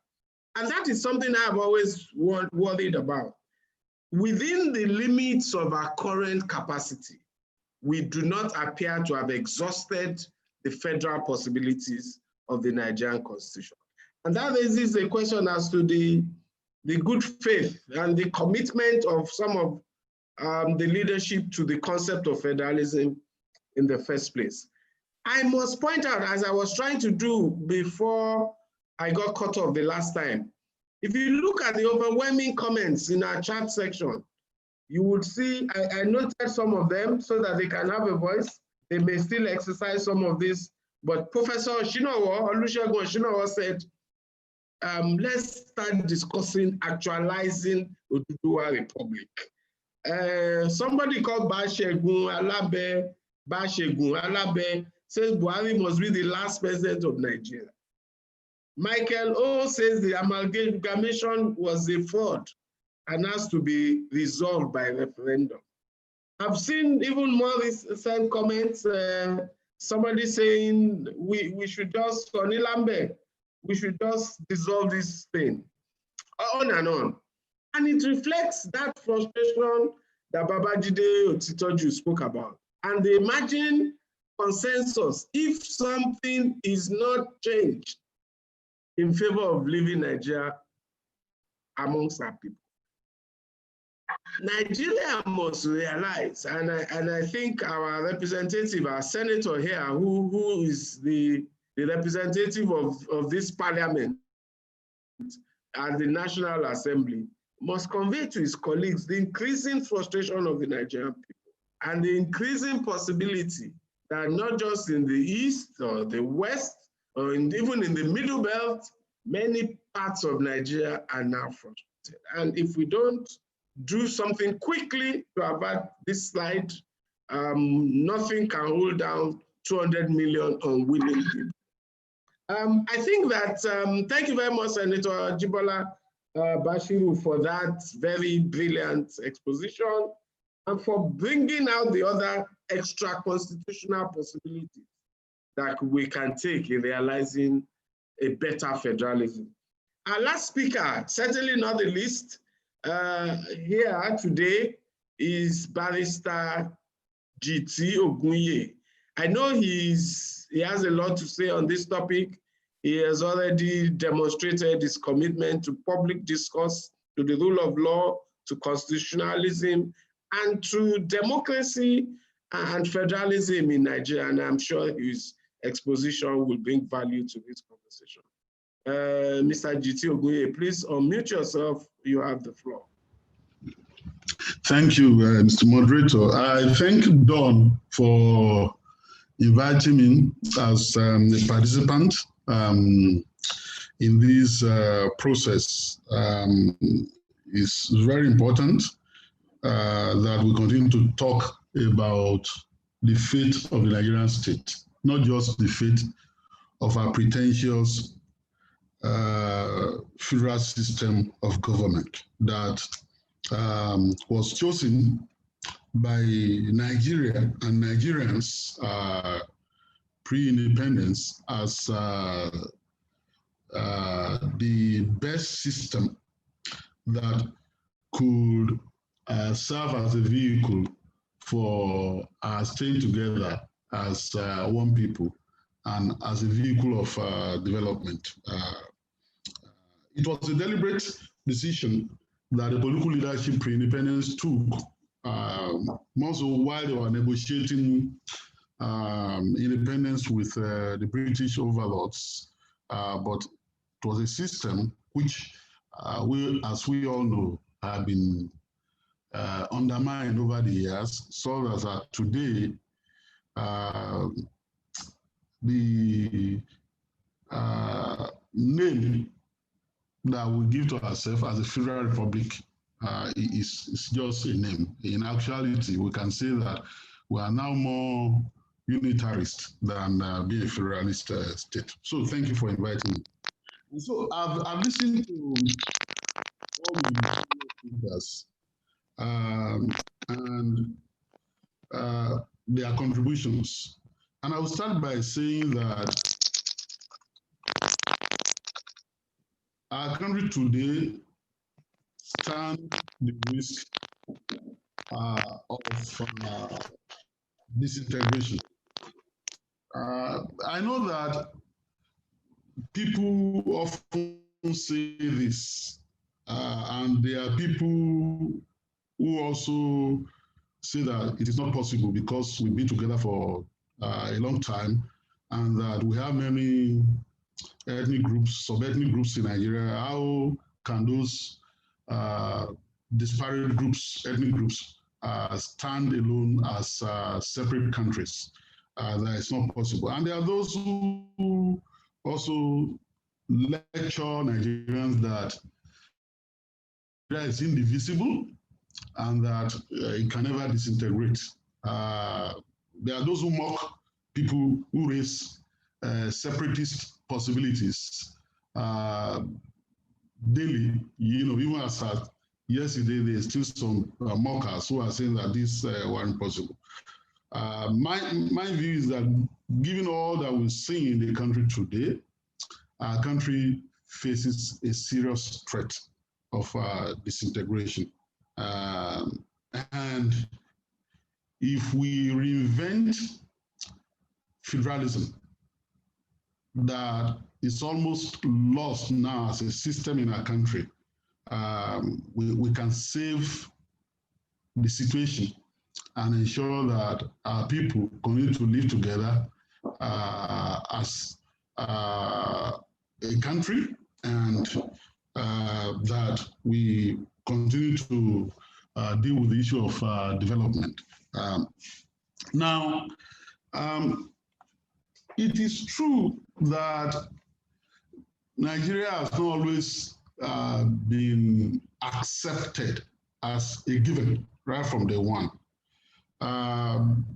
In the pre-independence era, there are people who doubted the possibility of Nigeria, being one country, one entity, marching forward from that era. And so references have been made to what Tafawa Balewa said, what Allah said in 1947, and what the disposition of the London delegation was when independence was being discussed in 1953, 1957, and all that. In terms of their position that they weren't ready for independence at that time, people have pointed to all this. And so these were early indicators, if you ask me, that yes, even at that time, there were signs that the unity of Nigeria as a federation, as one entity, was not going to be a smooth sail, that it was going to be rocky. In the post-independence era, we also had those threats. And many people may not identify this as threats, but in my own reflection, I see them as threats. We had a threat in 1962 when the federal government took over a region of a country and imposed its will on the people, and that threat continued with undeserved imprisonment of the political leaders of the action group. It continued with the 1964 general election. It continued until 1965 Western regional election, unfolding Operation Wettier, which became so volatile until the military came in 1966. But that was not all. Again, the military didn't help matters very early. We had the Decree number 34, the Unification Decree, which flew in the face of the pre-existing federal arrangement. And of course, we had the 1967 to 1970 coup.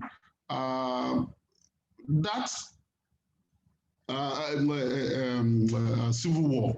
The Civil War was finalized. The war ended in 1970, and in 1975, we also had another coup. But again, during the military era, apart from what the military were doing, which I also regard as a threat, and I will explain, shortly. We had the April 1990 Oka coup, where some military chaps staged a coup, and in staging their coup at the beginning, said that they had expelled certain part of Nigeria from the Nigerian entity, and that those parts should plead with the rest of the whole and show good faith that they wanted to continue to be part of Nigeria before they could be readmitted into the union. Of course, that coup was suppressed. It became a botched coup, and the coup plotters faced the consequences. In 1993, we had the annulment of an election, which I also regarded as a threat to Nigerian Federation and its continuity. And in talking about these threats, I'm not reductionist. I'm not talking about threats coming from people who are challenging the state, the continuity of Nigeria in one way or the other. I'm also talking about threats coming from those who are superintending over the Nigerian state, who through their actions more, and inaction less, but who through their action and reactions and inactions, were drawing a dagger at the heart of the Nigerian state and pose serious threats to its continuity. Because, as you know, action begets a reaction. What they were doing was sufficient to instigate people to say to their tent, O Israel. And so, in my view, those were as potent a threat as the threat from other non-state actors. Also, threatening the survival of Nigeria. In that light, between the period of 1994 to 1998, under the Abacha regime, we had that threat. It was significant, therefore, that it was through that era that the Oodua self-determination group, emerged. So talking about action begetting a reaction now. So if you're talking about threat, therefore, you couldn't just be talking about, the Oodua self-determination group emerging in that era without talking about what instigated that reaction, which was Abacha's pernicious regime and the way he was behaving, killing people, Tesarewa, political detainees, some of whom were killed, Yaradua, etc., and all that. And eventually, the military left in 1999. But after the military left, we then had the Niger Delta uprising. During the Obasanjo years, in 2005, they became very potent. The Niger Delta Avengers, the Besu Boys, Niger Delta Volunteers, and all that. And they were pushing separatist agenda. Some of us could disagree and then say, this was just a criminal gang or whatever. But that was not how the Nigerian state reacted to it when Yaradua came to power. You recall that, and Nigerian can recall that initially the reaction of that government was to send troops in to bombard the area and all that. But it was unavailing, and so amnesty program was developed, and we all saw how that ended. Now, significantly, because people may not identify this as part of what we should be talking about. When we talk about the threats, will be the people who are fixated on separatist groups and organizations. Significantly, between 2009 and 2020, we've had a terrorist group in the northeastern part of Nigeria, extending its tentacles to Abuja, to everywhere. And the mission, the objective was clear. The agenda was not just to kill people, without any goal. Their goal has some clarity, even when we disagree with their goal. They said they wanted to establish a theocratic state in the Northeast, out of Nigeria. And so if you ask me, I will tell you that historically, we can debate this. Thus far, that has been the greatest threat to the survival of Nigeria. The Civil War, which was unfortunate, 2 million people killed, lasted for 3 years. This war, and that's what it is. Initially, people were using the euphemism of insurgency, insurrection, terrorism. This is a war. This war has lasted for 11 years. And from what we can see, the prospects are that this war will outlive the Buhari administration, regardless of the commitment when the current administration was running for government that they were going to come to ensure security and all that. And when they were challenged these days, they also say, Abuja was a no man's land before, but there's stability there. We've done everything, we've degraded them and all that. But this is a war, and that war still rages. Now, between that 2005 and now, of course, we've had IPOC, we've had the people who are trying to resuscitate Biafra, and of late, we now had another resurgence of the activities of the old self-determination groups who are talking about how to explore the possibility of having an old nation, quote unquote, as an option out of what we now see in Nigeria. Now, so the point, therefore, is that for the past 20, 25 years, actively we've had threats to the continuity of Nigeria as a country. And things are gradually reaching ahead from what Ojitoju has said and from what others have said. Now, where do we then go from here? My view is that we should return to federalism. We've departed so much from it. And when we say this, the people who mock this proposal by saying, what do you mean we should return to federalism? Are you saying that we should go back to a regional arrangement? And the people who also say that when you talk about restructuring, we should go to true federalism, they say, they can't even define it. Those who are proposing this, the proponents cannot define what they mean. They have no agreement. They have no clear understanding. What we have is better. We should just continue like that. What we have will lead us to perdition. And this is not just say it without reasons. Now, when I urge that we should go back to what we had before, what do I mean? In 1905, the Egba Union government set up the first police force, Egba Native Authority Police Force in Abeokuta, in Egba land. And from that time, Native Authority Police Forces were developed all over the country, in the north, in the west, everywhere. And from that 1905 to 1970, we had the Native Authority police systems coexisting with the federal police in Nigeria. Now, that system was abolished after it being in existence for over, as I've articulated, almost 60 years. Now, Nigeria is currently marking 60 years.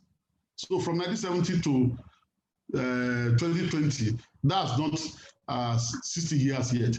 Yet you hear people saying we cannot have state police. It is not possible. We are too ethnically divided. Our state governors will use this. These people are not even familiar with their own history. They're not familiar with the Nigerian story and as where we're coming from. If at a particular point, the Native Authority police system was abused by political power of that time, shouldn't the question be how, in the prevailing circumstances, if we have state police systems and all that, we can prevent state authorities, politicians from abusing that?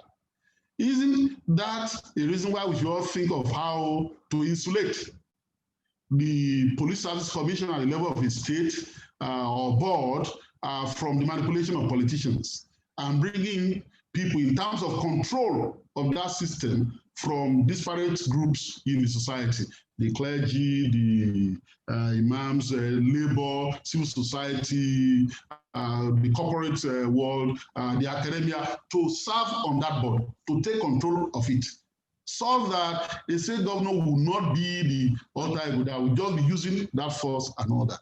So, but people are not reading and are not giving serious attention to our historical development. Even on that issue of policing, we just jump up and say that it's not possible in Nigeria. We shouldn't have it, without realizing that we've had it before. Second, we know that during the military era, when the military came, through their own constitutional re-engineering, having their agronom, they usually come with their decree number 1 of their decree number 1 and so on and so forth, to suspend and modify the constitution, and through other military decrees that they made, not just for the military, but for the society. The military started distorting Nigerian federalism. We had the Minerals Act, we had all sorts of things. They start gradually. And first in 1979, after 13 years of military rule, when the military was leaving,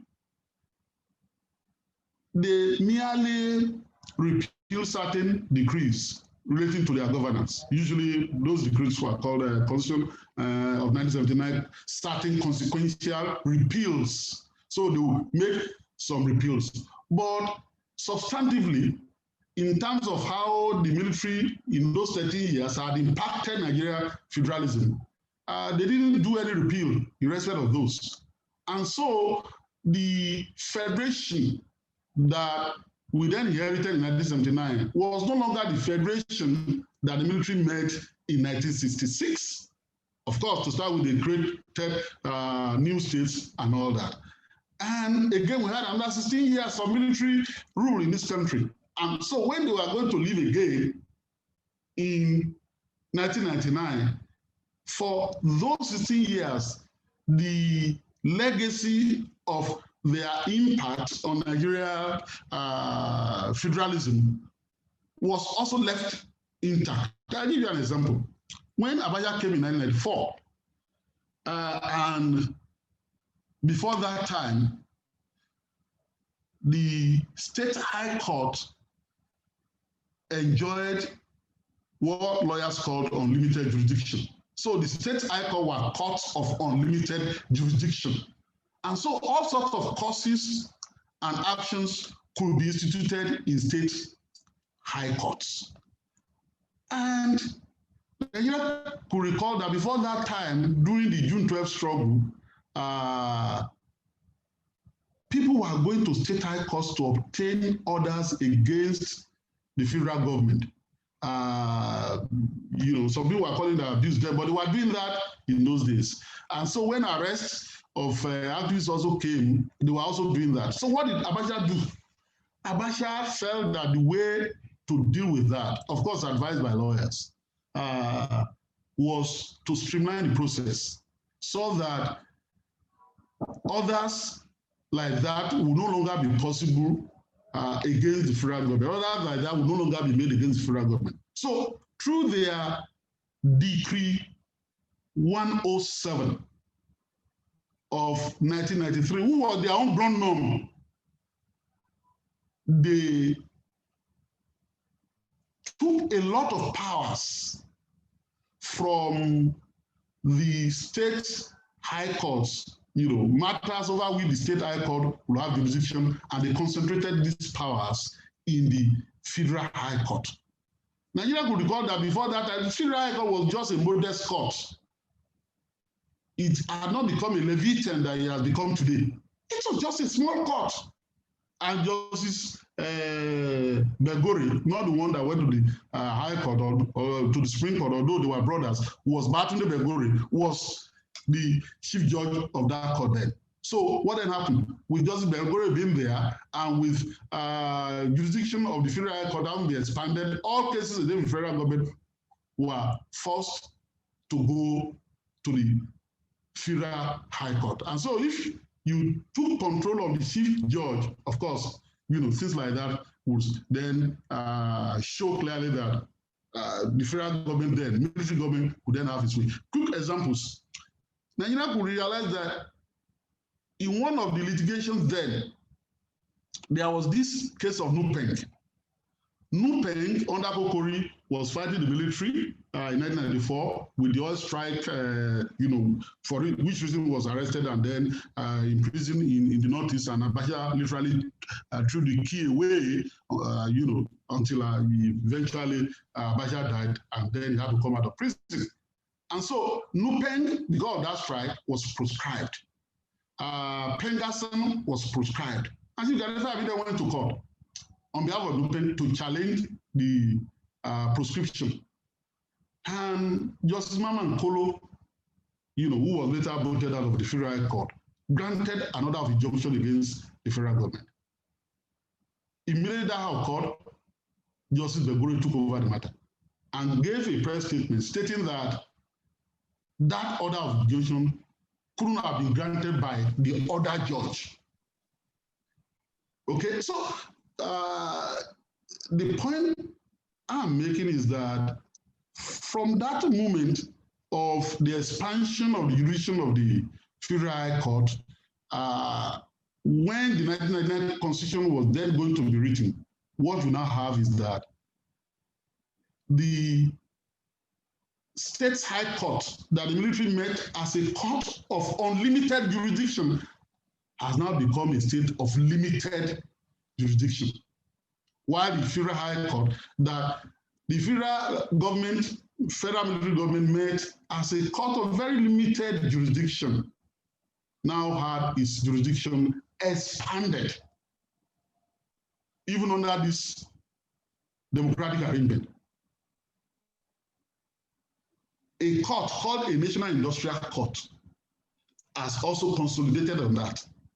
How? Under the guise of ensuring that we have a special court that will deal with trade union and industrial relation matters, you then had a very unitary approach of concentrating all labor matters all over the country in the National Industrial Court. So that National Industrial Court, that was a small court there now, has now become a behemoth of some sort all over again. All their judges are appointed by the federal government. And so if a local government were to sack its worker unfairly, they will have to go to the National Industrial Court. So if any in the private sector, labor issue arises, its own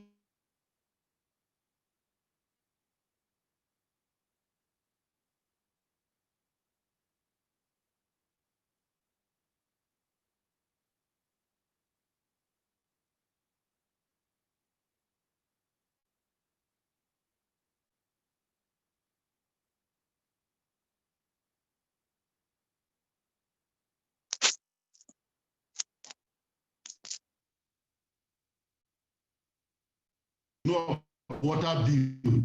After the Land Use Act had been inserted in the Constitution, although it says that all lands in the state belong to the state government and all that, you now have the water bill being proposed, that will be controlled by another central government agency again. I don't call it federal government, central government agency or national government agency again. So we will need, in terms of what we need to do, everywhere we turn, judiciary, anywhere we turn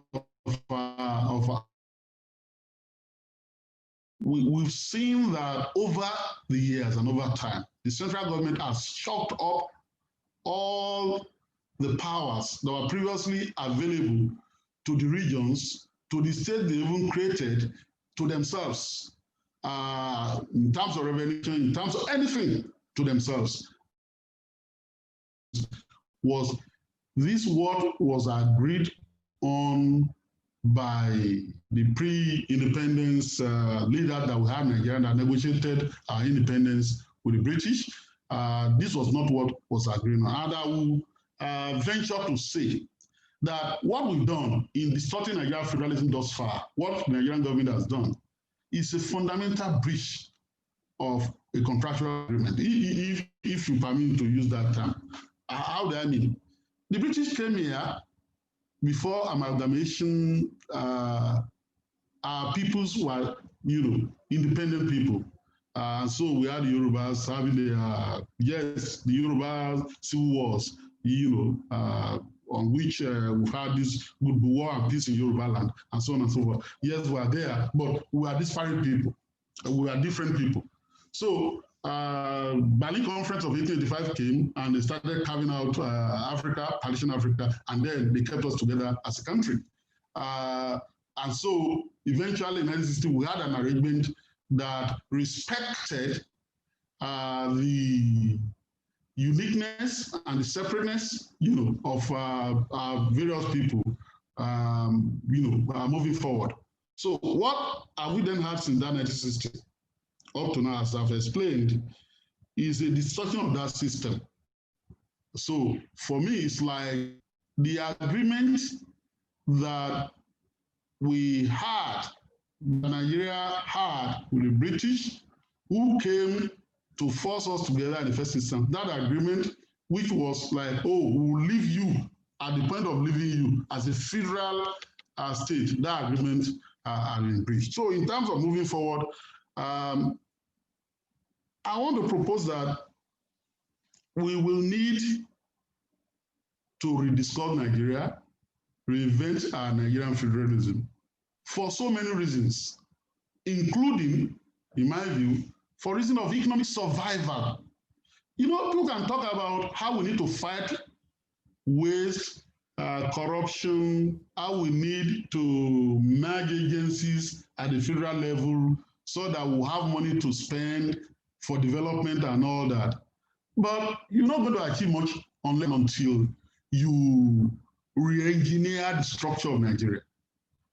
People have called it differently, devolution of power. No, that's not what I'm calling it. I'm calling it, you have to reinvent Nigeria. You have to sit down and say, look, we have 4 regions, 3 regions, 4 regions, the military came. And they started creating states, atomizing states, so that many of the states are not even viable now. So what then happened? Who did they consult to create before creating these states? Yes, commissions were set up before some of these states were created, particularly the 12 states structure in 1967. But likely after that, how many people did the Babangida administration consult before creating the states that are created? So between Babangida and Abacha, do you know how many of these fledgling 30 states they created? They created almost 16. Almost 16 innumerable local governments. And so, Mr. Azuye, please begin to round up. You've made excellent points. We appreciate your intervention. But I want to give the audience some question time as well. So what I'm leaving us with, therefore, is that And it's not because I don't understand what gradualism is. I understand that. What I leave you with, therefore, is that we should restructure Nigeria to save its federalism and to save the country. Talk about how we need to explore or exploit the limited opportunities that we have under the prevailing constitutional arrangement are talks that I don't buy. Because this will not aid the reinvention of the federation. Rather, what will happen is that it will temporize it. It will give us the illusion that we're making progress when we are not. And eventually, we'll then realize that we've only cut our nose to spite our face. So we need to go back to the basics and then reinvent this country in order to save it. Thank you. Thank you very much, Mr. Aguye. Excellent, excellent, excellent legal, political analysis, going back, indeed also historical as well. And I guess we were all enjoying Mr. Aguye's intervention that I should have stopped him a long time ago, but I could not. Thank you very much. He has raised the point. So he has drawn a contrast between impliedly what he has characterized as the gradualist approach suggested by our senator, and he prefers a fundamental reinvention, that a root and branch re-examination, and of course anchored on federal principles that recreates or reinvents Nigeria. I think at this point, I mean, I was going to do some further questioning of the speakers, but I think we've passed that. I think at this point, I should throw the discussion open to the audience. I see many of them are itching to talk. And you may, audience, as you throw your question, it may be a comment. If it's a question, you let us know if it's directed to any particular speaker or whether it's generally thrown to the panelists. And please, you keep it. We've had many brilliant lectures from Mr. G.T. Ogunye, from Senator Ajibola, from Professor, and from Dr. Sharon, and my brother, who spoke the mind of the people, Babajide. So we don't need another lecture. Okay. Make it 2 minutes. Let Bashegun Alabe. I guess you are a surgeon. Yes, I'm an orthopedic surgeon, and I'm calling from the UK. Thank you very much. The question that I ask myself every day is this: in 100 years of history, since 1914, what have we as Nigerians, each sector of Nigeria, what do we have in common? Absolutely nothing. As an undergraduate, I went to Biafra with the Red Cross to distribute food to Biafran children. As an undergraduate, I drove around Nigeria, all the states of Nigeria in 1972. I drove around all the states. My conclusion, having seen all that, is that we have absolutely nothing in common. And the time has come for us to accept that. And this idea that we should persist with a country called Nigeria is stupid. It's foolhardy. There's nothing in it. We have enough. In fact, what is unique about the Yorubas in the whole of Africa is that we have a large population that is resident in the same geographical area where we've been from time immemorial. We've got everything. And we don't have to be part of any other country except the Yoruba nation. And really, that's all I would say. The final thing I would say actually is this, that every speech that I've had today has legitimized the military coup of 1966 and so on. This was a crime against the state. And we need to see it for what it is. It is a crime. And you cannot just allow criminals to then dictate to us how we are going to run Nigeria. The time has come for us to, accept that the only legitimate constitution that we have today goes back to 1963. Thank you very much, sir.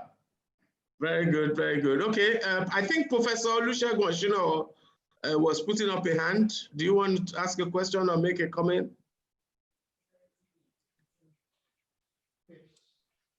You're moved yourself, please, Professor Oshino. Thank you very much. I want to compliment all the speakers we had today for the good points they made. Now, I only have a short comment.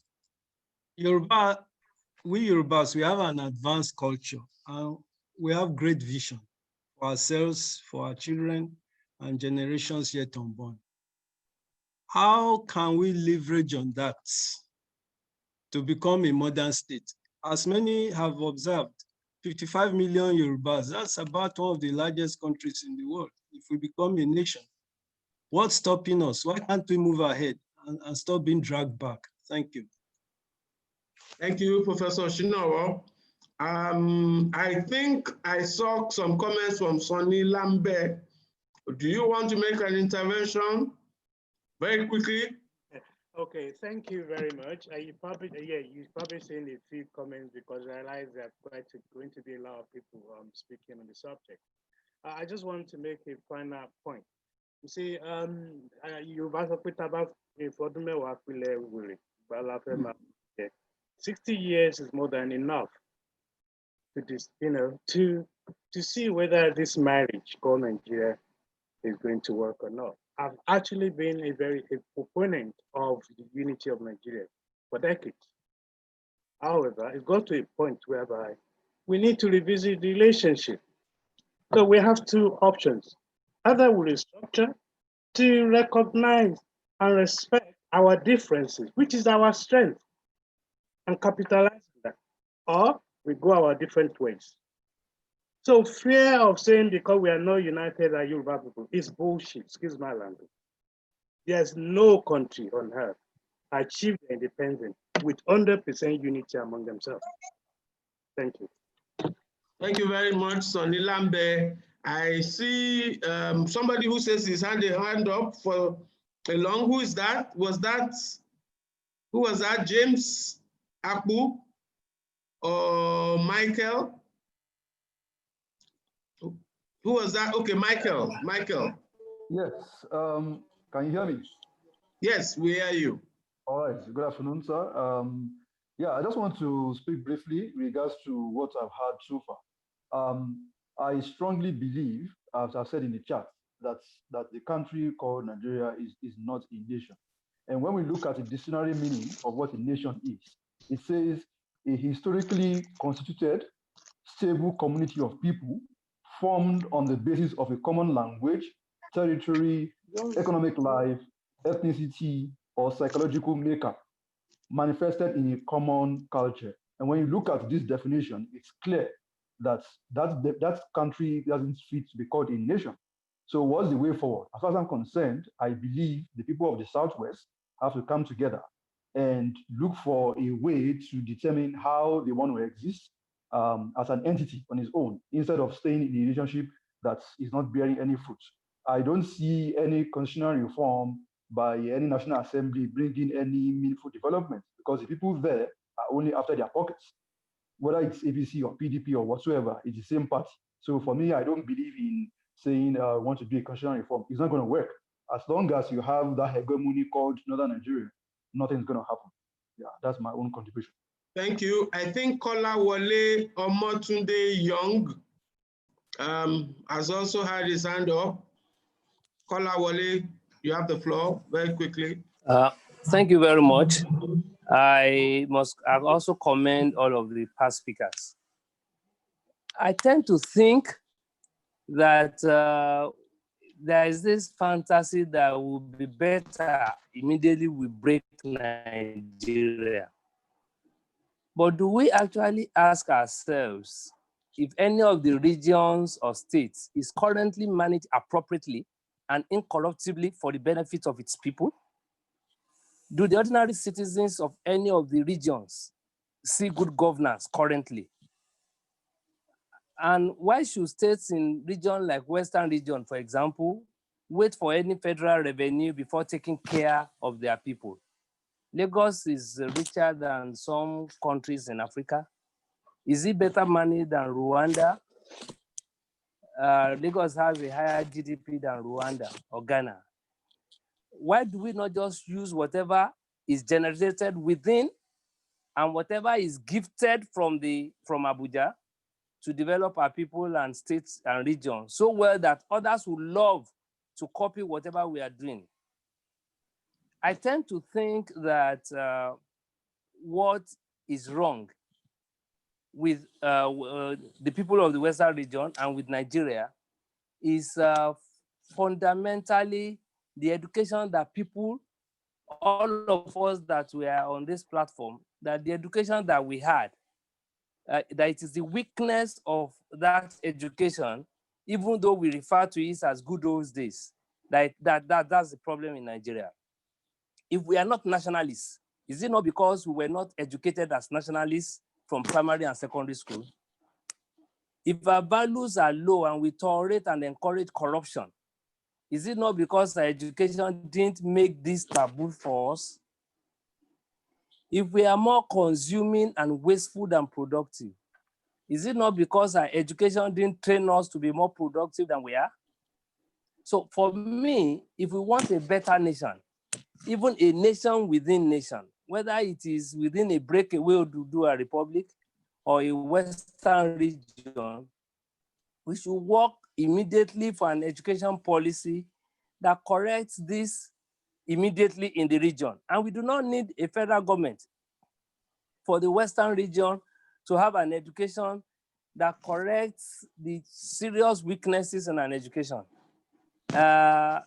In the latter days of Rauf Aregbesola in Osun, he created what he called the Omoluabi policy on education. And the national education is just a minimal, national policy is a minimal policy.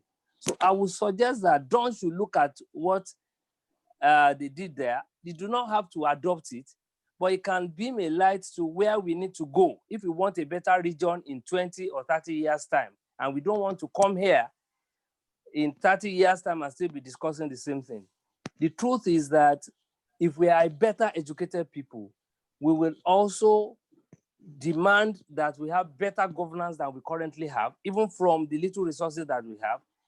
And it will just be so easy for even Nigeria to be a better place. Thank you. Thank you very much. Sheye Oyeleye is aware that I am beyond my sign-off time, but I don't think I would be happy to leave precipitously without giving our speakers, particularly the earlier ones, Senator Jibola Bashiru and Mr. G.T. Ogunye had extensive speaking time. But I want to give 2 minutes each for Dr. Motosho and Professor Additional, and also Babajide Otitoju, 2 minutes each. And if the other two want to as well, just to give a final, I haven't listened to some of the other speakers, just a final reflection. So Professor Additional, if you're available, and if you'd like to take 2 minutes, please, you have the floor. Okay, thank you very much, sir. Let me start by, there are so many questions, but I'll just roll everything into one or two. But let me just start by agreeing with Kolawole Motunde Young that education will serve a better purpose in creating or recreating a sense of nationhood. It's part of the grand strategy I was talking about. Because when you talk about the grand strategy, you are talking about the long-term strategy pursued at the highest level to further its interest. But the thing I would say is, well, if the Nigerian state is not ready for the adoption of a grand strategy, what stops the region from adopting a grand strategy.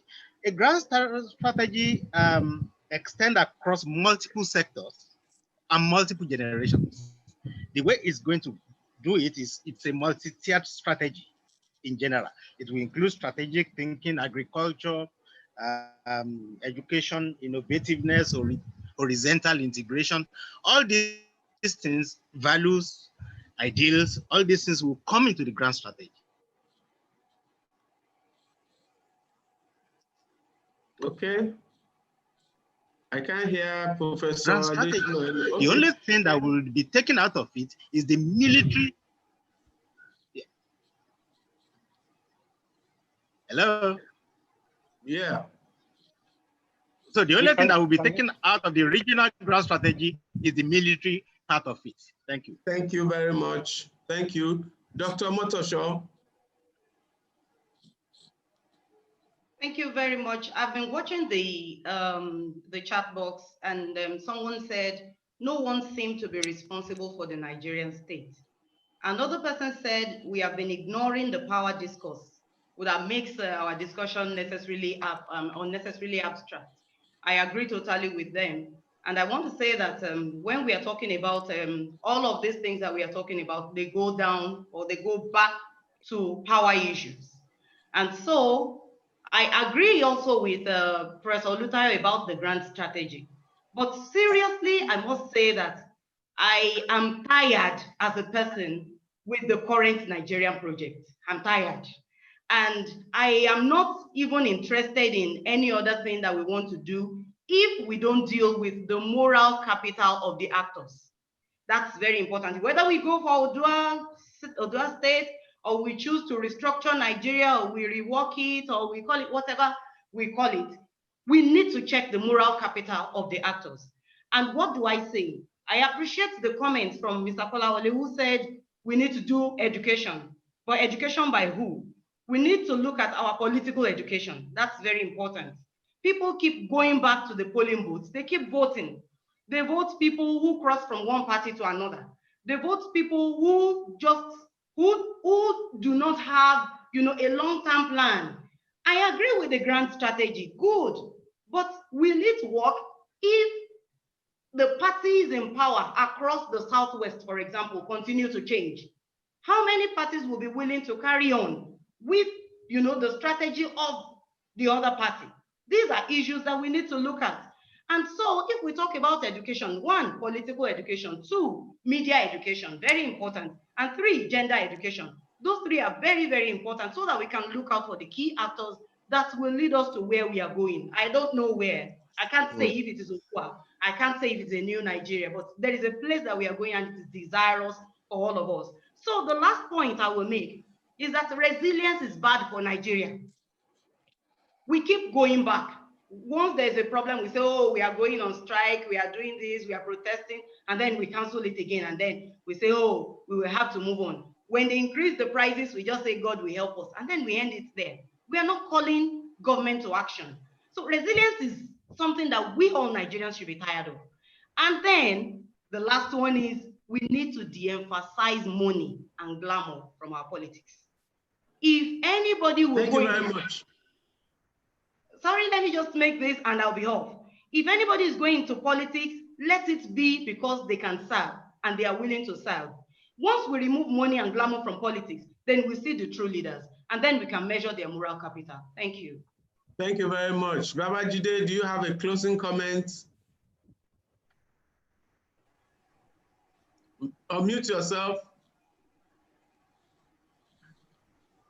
Babajide Otitoju, you have to unmute yourself, yeah. I just did that. I think that the most important conversation that we need to have is around getting the center to stop taking the responsibilities of states, taking over the responsibilities of states, and even the powers that the Constitution gives to the states. They are deliberately strengthening the center while weakening the federating units, and this is not good for anyone. I believe that we need to do a proper restructuring, and the restructuring has to be across board. For example, in the area of power generation, it makes no sense for a state to spend so much money to build a power plant. You generate the power, you are then told to feed what has been generated into the national grid. And that state may not even then benefit even up to 15% from the power that it has generated. Kwara State did that. They were told, oh, you need to feed, it has to be fed to the national grid. And at the end of the day, Kwara State did not benefit from an abandoned federal power project that it took over, completed for the benefits of its people. This is absurd. And it's one of the reasons people are fed up with the current system. Look at security, for example. I'm happier in the Southwest now. I feel comfortable to move around in the Southwest because I know that some states, some of the states, a lot of this, some states are not ready to embrace Amotekun. But for the states that have embraced Amotekun, they give us the latitude to travel. We are a lot safer because we know the arrests have been made, you know, in our forests where some people had been laying ambush to abduct our people. Since the federal authorities have failed to provide security for Nigerians, we've even failed to protect the home state of the president. An in-law of the president was abducted in broad daylight at 6 p.m. It then means that we should let the states protect themselves whichever way they can do it. And I'm convinced that with Amotekun, we can do it. So the states that are reluctant, that are playing politics, refusing to join the Amotekun train, have just pity for them, because some of these actors could eventually become victims of their inaction. Thank you very much, Babajide Otitoju. I think there's a lot more that will be said. I will hand over now to Sheye Oyeleye. He may choose to entertain a few more questions or comments, or he may choose to bring the discussions to an end. From my point of view, I think the direction that Nigeria is faced with a bilateral decision. Either restructure Nigeria along the path of federalism, as we agreed at independence, or risk losing Nigeria. And I think everything we've said all day boils down to that. And in the Dawn Commission and the Southwest, we have to actually begin preparing for both scenarios, because I don't think there's a third alternative. The third alternative is for our people to accept conquest and hegemony. I doubt that the Yorubas will accept that. No. So yeah, thank you very much. And thank you very much to all the speakers. It's been an excellent session. Let's hope we can find some pathway to actions that will prepare us for those two scenarios. Sheye, thank you very much. Thank you very much, Okoyemi. Thank you for your time. I know you have another engagement to rush to, but thank you for accepting to moderate this wonderful session that we've had. We still have about 20 minutes. We intend to finish this about 1 o'clock, and we will take more questions. As I said, I posted something. I said, please signify by raising your hand so that it won't be that we called some and we didn't call others. But I've not seen any hands raised up, or maybe I'm checking the wrong thing. But so if you have any question now, let's have your question, or you can just drop it on the chat room. Again, as all the speakers have said, we know the challenges that is facing us, and I'm glad that there has been some frank discussion here. I'm not going to tell you where I'm leaning towards, but what I know is that we cannot run away from addressing the issues that has confronted us. And I have a saying that over the last 2 or 3 years, I said, in Nigeria, we sweep a lot of things under the carpet. We say, oh, sweep it under the carpet. But the carpet now is so full that stepping on it now, it's become so undulating. The carpet is now tripping us up. So what we now need to do is lift up the carpet, bring out the dirt, and let us address what is confronting us. The issues we are facing are myriad. They are all there for us to see. But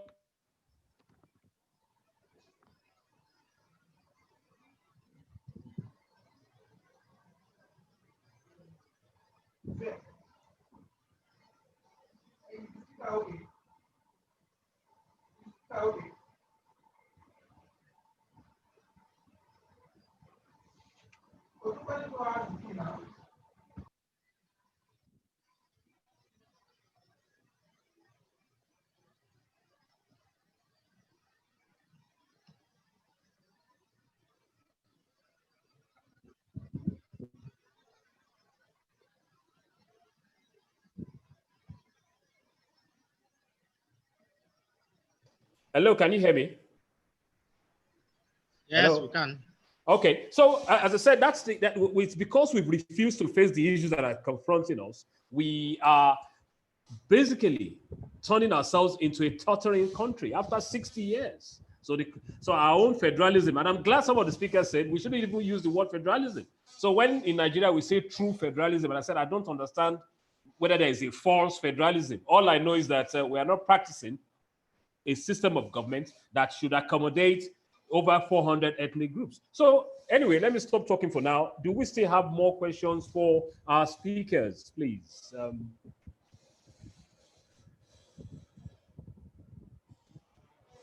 Hello?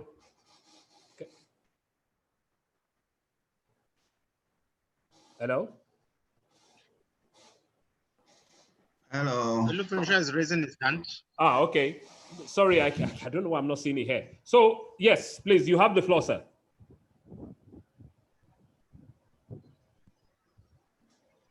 Hello?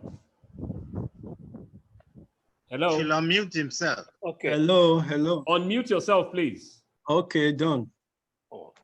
Was Okay. I recognized? Yes, you have the floor. Okay, thank you. I just want to highlight the point that everything so far has just been political, I mean the discussion.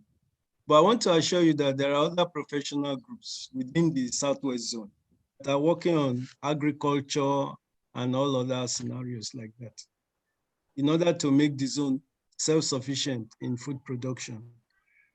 Let's not just focus on the political, although yes, that's the superstructure, but let's look at our education, our agriculture, our scientific research, and so on, which actually provides the backbone to a viable state. Thank you. Thank you. Do we have any other comments or questions? Can I have the floor? Okay, yes. Professor Fabiwa, good afternoon, sir. You have the floor, sir. Yeah, good morning. Thank you very much. I would like to thank all the speakers for their contributions.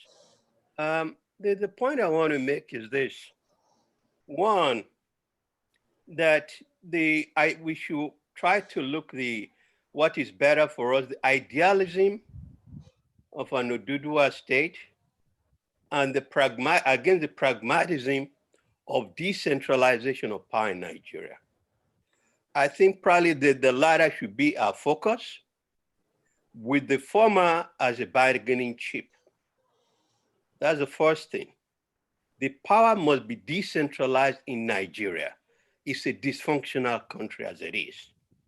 Secondly, I think within the Southwest Yoruba nation, there must be an elite consensus because there are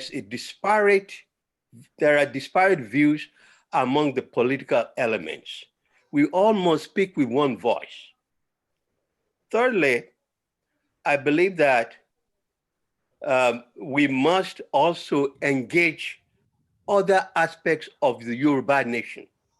Here we are on a Zoom platform, but the majority of our people are not participants in this discourse. Stakeholders, market women, transport people, young people, we must have a way to communicate with them, engage them, and carry them along. We cannot shave their heads in their absence. And fourthly, I think it's not just a one-track thing. While we are trying to work on these aspects about element of decentralization of power in Nigeria, which is a huge burden, I call it the knee on our neck, and we cannot breathe. We must also follow the track that somebody advocated, I think it was the senator, and that is that something like Dawn Commission, whatever we can do within our region, we should not be sit down look until we realize our ultimate goal. So we must work within our region to have this unity of purpose in terms of development and having a common purpose. I think that this is some of the things we need to consider going forward, and may the Lord help us. Thank you.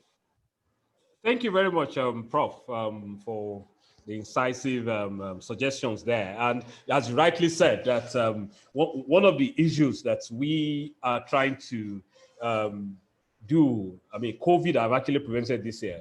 One of the things we planned to do this year was Dawn Commission itself wanted to get more into, if for want of a better word, into the faces of the masses, of those out there, the market women, the village people. We had planned a lot of road shows, if you could call it, this year, town hall meetings. But we're hoping that next year we should be able to start that. Hopefully the COVID restrictions would have been removed, because as you rightly said, you can't shave their heads in their absence. They are in the majority, and they need to understand. Even I say this to those who are for my brothers who are clamoring that we should exit Nigeria today or tomorrow. We actually need to carry along even those we are saying we want to take away. If you don't carry them along, you'll be like, hey, what are you talking about? When did you get my consensus that you want to go? And I say this all the time, that if you call yourself a leader and you have no followers, you're only taking a walk in the park. You must have people who are buying into whatever you're trying to sell. So at Dawn Commission, we're trying, as I said, next year we'll do more of this citizens engagement. We know what to do anyway. And the good thing, and I must say this here, is that because someone asked the question that are we being politically hampered by the governors? The answer is no. They're not hampering us. As I said, they're not hampering us. There is a total buy-in. You see, when it comes to issues at Dawn Commission, they know that this is not politics. We're talking of development of Western Nigeria. And I tend to also correct this notion. Dawn Commission was not set up for the Yoruba people. We need to emphasize that. And it might come to you as a shock. Dawn Commission was set up for Western Nigeria. Western Nigeria has everyone living in this space. So our agenda is to develop Western Nigeria. Now, Western Nigeria developing means that the bulk of the Yoruba, they live in Western Nigeria. So I tend to tell people once in a while that please, we are not here to pursue just the Yoruba agenda. We are pursuing an agenda for Western Nigeria. And the majority of those who live in Western Nigeria are Yoruba. So that's fine, so be it. But please, if I've had people come around and say, oh, Sheye, why are you not championing the breakaway from Nigeria? And I would say, well, my remit does not include that. My remit is developing Western Nigeria. So, and we need to be able to, because I say this all the time, some of the biggest investors in Western Nigeria, they are non-Yoruba people. It is in our own interest to make, and if you look at our vision and mission statement, we say that we want to make the region the first choice place for you to live, to invest, and to work, which means that as long as you are carrying out a legitimate business, wherever you come from, this region should be able to welcome you. In setting up Amoteco, we said this as well, that Amoteco was not set up to protect the Yoruba. It was set up to protect the region. So if you're a law-abiding person and you live within this region, Amoteco will protect you. It's as simple as that. What we are saying is that we don't want our way of life to be altered, which was the case, about 18 months ago when we were having challenges moving from A to B.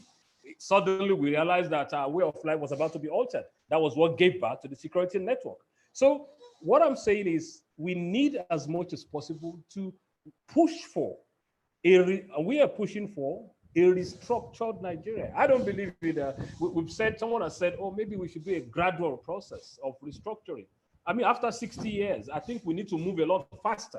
There are a lot of things that needs to be done. There's so many things on the exclusive list that can easily be devolved down to the states. Because once in a while we criticize the states that, oh, during the Awolowo era, they did all this. But during the Awolowo era, we tend to forget that a lot of the resources stayed in the region and only a certain amount was remitted to the center. Today, Lagos will generate about 55% of Nigeria's VAT, but they send everything to Abuja. Those are things that we need to talk about and push for total restructuring for Nigeria. Do we still have more questions, please? Please signify by raising your hand. I think we still have about 7 minutes.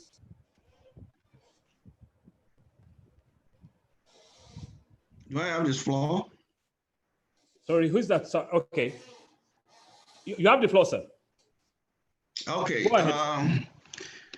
Mr. Lawal. Thank you. Yes, my name is Abraham Lawal. Yes, I will thank the organizer of this platform and this program, and especially my friend, Professor Adeshino, that informed me of this program. I've listened to all the discussants, and my takeaway today, one, Professor Adeshino's grand national strategy, and also Dr. Sharon Omotosho said something that it is the corruption that brings all of us together, that it doesn't have, it doesn't discriminate, it doesn't, that the quality of life of people is unthinkable. That she was talking about the life expectancy as well. And Otitoju said that if we don't address the issue of the way the federal government does the appointment and all those things, that in no time, that it's either we do it sooner than later before everything now become uncontrollable. However, everyone who have said something here today have demonstrated their interest in the project Nigeria, and Nigeria can move forward. And the prof that spoke last said that we can use Oduduwa nation as just as a bargaining chip, which I agree totally. But what I want to tell every one of us here today is this: if you can consider it, that whatever we are going to do, don't let us forget how we can make everyone in Nigeria, or let's say because of a done brief, in the Western Nigeria, not to be out of pocket. That is, everybody to have an income. If everybody have an income in Western Nigeria, everything that we are talking about will be achieved. Education can be addressed. Security will be addressed. Corruption will be addressed. Because at the end of the day, if you look at it, poverty is at the core. Is the real problem that every other things. And now we see we will not be having leadership problem and every here and there. Political thuggery, election rigging, and this. Because when people are hungry, you cannot tell them anything. So whatever agenda, whatever thing, I'm happy that at least people are not sitting down looking. People are proactive. We want to do something and save our nation. Because Nigeria is the only country that we cannot be deported. It's the only country that we have. Yes, we can be say, okay, to do a nation, Biafra nation, but There is Yoruba nation that we are talking about now. Everybody that lives in Yoruba land now are not exclusively Yoruba. Everybody from all over the world, they live in Yoruba land as well. So what are you going to do with them? But if we can have the vision that nobody will be left without an income in Nigeria, then we can have a nation. That is a long-term thing. If you start looking at it from today, it might take 10 years, 20 years. We can start doing it gradually. And I'm talking about right base. The Europeans, the Americans, the developed world that everybody runs to, they are not stupid by having a welfare state. If United Kingdom stop to have welfare states today, it's going to go aflame in the next 2 months. I can assure you that. Good day, and thank you for your time. Thank you very much, sir. Thank you for your contribution. I can take one last question before I bring in my colleague to thank everyone. Honorable Babatunde Ogala was on the platform earlier on, and I sent him a message. I'm not sure he read it. If he's still here. I'm still here. I'm still here. Good afternoon, sir. I sent you a private message. Obviously, you didn't read it. Sorry, I didn't see it. Please, thank you, sir, Honorable Ogala. I wanted you to say one or two things on this topic that we put out. Thank you very much for joining us from the onset and for listening. Well, let me quickly say I thank you for the privilege of having me join the discussion. We talk about federalism, the structuring, and what have you. Has been on and on. How many times and how many of us have really defined what exactly we mean? Restructuring to some means going back to the old ways, pre-1966. To some, it means secession. To some, it means federalism in the true sense of the word. But the question I then ask is, how do we go about this? I've heard people talk about, I think I still heard that this morning, the contraption called Nigeria, how the British forcefully brought us together, and what have you. The question I ask myself, before the British came, did we even know who we were? Colonialism, as the British colonized us, was in the form of jihads, the hold of your empire, Benin Empire, jihads of the Fulanis, moving on and on. So when the British now put a stop to this and brought us together as a people, as an entity called Nigeria, because some say Nigeria is a fraud. Nigeria cannot be a fraud because we did not even know who we were. Yes, there were Yorubas, there were Jebus, Ekitis, Ijesha, where we united as a nation. It was this colonialism that even made us realize that we could be united. But stepping aside from that, which I think is a subject for another day. Federalism as it is today, which I believe in, as against the talk of restructuring, which I'm yet to understand a universal definition of, it's easy to achieve if we are really serious about it and not playing the politics of it. What I say is the politics of it, everybody mouths slogans, federalism, and what have you, but how many are really working towards it? What does it take? Do we need a conference? I think not. Do we need to go back to any previous report? Yes, we could. Do we have a body that could take us there? Yes, we have the National Assembly. And the question I ask myself, I'm speaking on the platform of Dawn now, Development Agenda for Western Nigeria, of which I am proud of. And the question I ask us, of the 16 senators we have in the National Assembly, have we for one day given them a legislative agenda? Of the members of the House of Reps, have we for once sat down with a legislative agenda?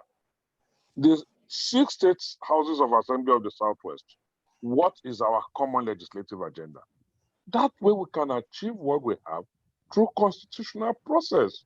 Even bringing a referendum, whatever you want it to be constitution, it must still go through this National Assembly. But are we ourselves ready? Do we have an agenda? Have we for once sat down? And I'm not talking about sitting down at the jamborees we have in Liberty Stadium and bringing all manner of people there.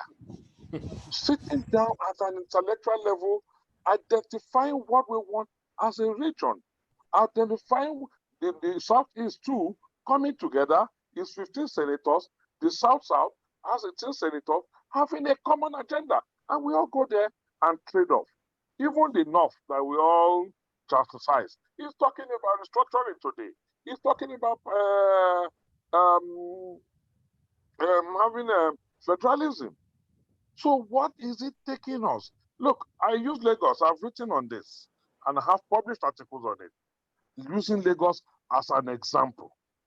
Lagos used the instrumentality of the law to achieve what it is today. Lagos is indeed a true federal state where you are not discriminated against in appointments based on which state you come from.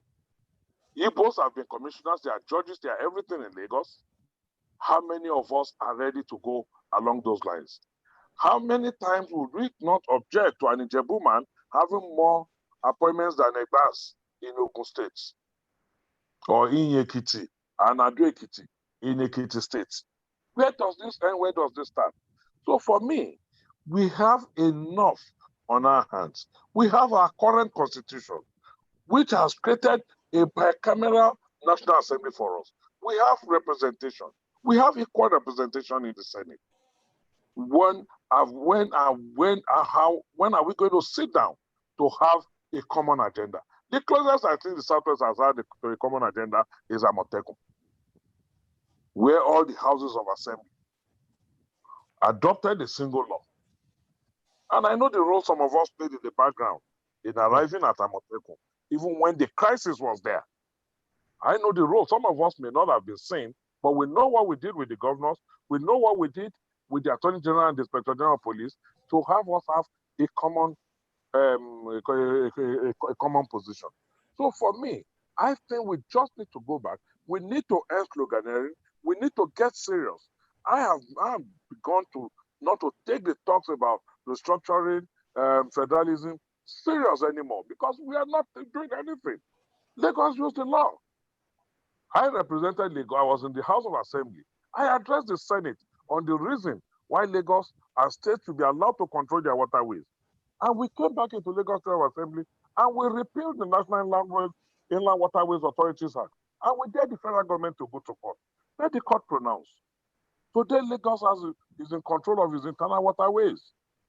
Today, Lagos is in control of advertising.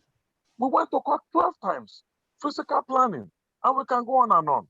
Things that are not on the concurrent and the issues that are on the residual list reside in the state and the local government, including transportation. Lagos challenged for what's landing fees. So how many of the states are ready? That is the starting point. It is not enough to keep sloganeering. Let us take positive and direct steps. The Supreme Court ruled on local government law. When Lagos sued, there were opposition on the issues of several issues, where even all the other states opposed Lagos, who are today benefiting. And the people who were governors of that time are the same people who, for political reasons today, are talking about, we are talking about restructuring, we are talking about federalism. The same people. So, sirs, I think we need to get serious as a region. I don't think we are serious yet. Let us go as a region. We have 6 governors, as we did with Amotekun. Let us sit down and have our legislative agenda. Let our senators start the process. Let them propose amendments to the Constitution, to various laws. It may take 6 years, it may take 4, it may take 12, but we'll get there. The Petroleum Industry Bill has been in the National Assembly for about 12 years now. Someday, sometime, it will be passed. The Kama law that was recently passed, it started some 12, 16 years ago. Today, it is law. So let us take that step. We have our representatives. Give them something to go and work on. Don't just sit back, wake up in the morning, and you move a motion, matters of national importance. There was a killing on Ife Ijesha Road, blah, blah, blah, blah, blah. The security agents are not enough. No, sir, that is not representation. Let us have an agenda. Done. This is a challenge for us. Let us define a legislative agenda for the region, and let us take it from there. We have the Speaker of the House of Reps. We have persons in the Senate. Let us give them an agenda. Let us give our houses of assembly an agenda. Let us give our representatives, be them ministers at whatever level, our governors, let them have an agenda. And until and on when we have a common agenda, like we had with Amotekun, for the next 10 years, we will be back still discussing this and not making any progress. Thank you. God bless you. Wow. Thank you very much, Honorable Ogala.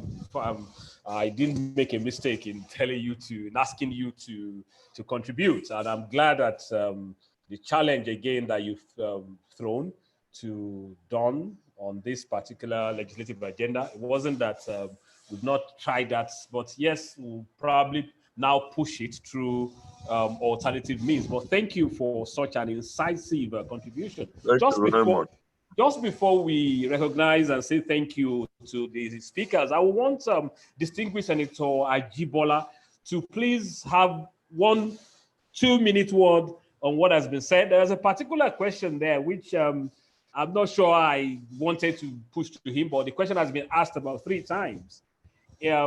It's about the water bill that's it's going through the House of Reps at the moment. But Honorable Ogala mentioned something in passing whilst talking about what Lagos did. Distinguished Senator Ajibola, if you are still on the floor, you have your 2 minutes just to round up and maybe touch on the water bill, which I'm sure is still not with the Senate yet. Anyway. Senator Ajibola, please unmute if you're still here. Well, you're still here. Hello. What I can see is phone. Okay. Okay. At times that's the joy of technology, but I can see his phone here. Okay, I'll then pass the baton to Barrister Jiti Oguye to have his last 2 minutes on this. Barrister Oguye.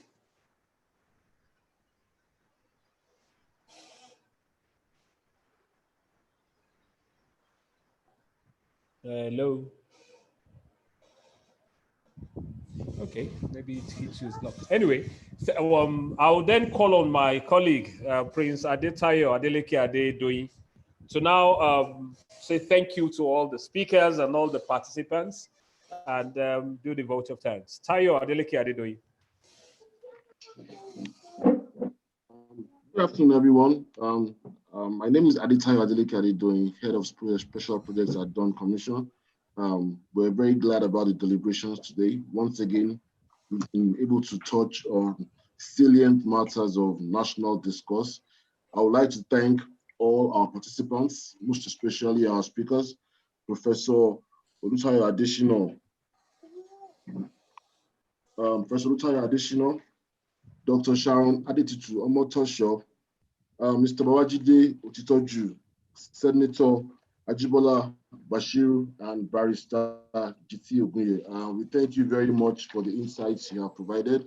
You have expanded on the topic of discussion for today, and you have given us, different perspectives and different views, and of course, also proffered solutions which we at the Commission will go back, will look at, I would also propose. I would actually like to thank some of the contributors from the audience as well. I would like to thank Professor Famuyiwa for his contributions. I would like to thank Professor Oshino as well, and Honorable Ogala. The agenda, legislative agenda, is something that we at the Commission have always looked at. In fact, we have some documents and we have already conceptualized it. So we'll go back and we'll see how we can mobilize our lawmakers, and the people into having this agenda. So by and large, we thank everyone. 60 years, Nigeria, it's been a long journey. We're not there yet, but at least we are moving. We will get somewhere. Where we are going to get to, I don't know, but we will definitely get somewhere. So I thank everyone for joining us this afternoon. I thank you all for sparing your time. I thank you all for the opportunity. Thank you all My brother, Omotunde Young, don't forget him there. He's still here with us. He started from the beginning. Thank you, sir.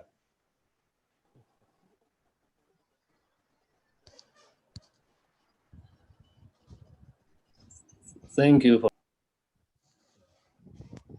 Tayo.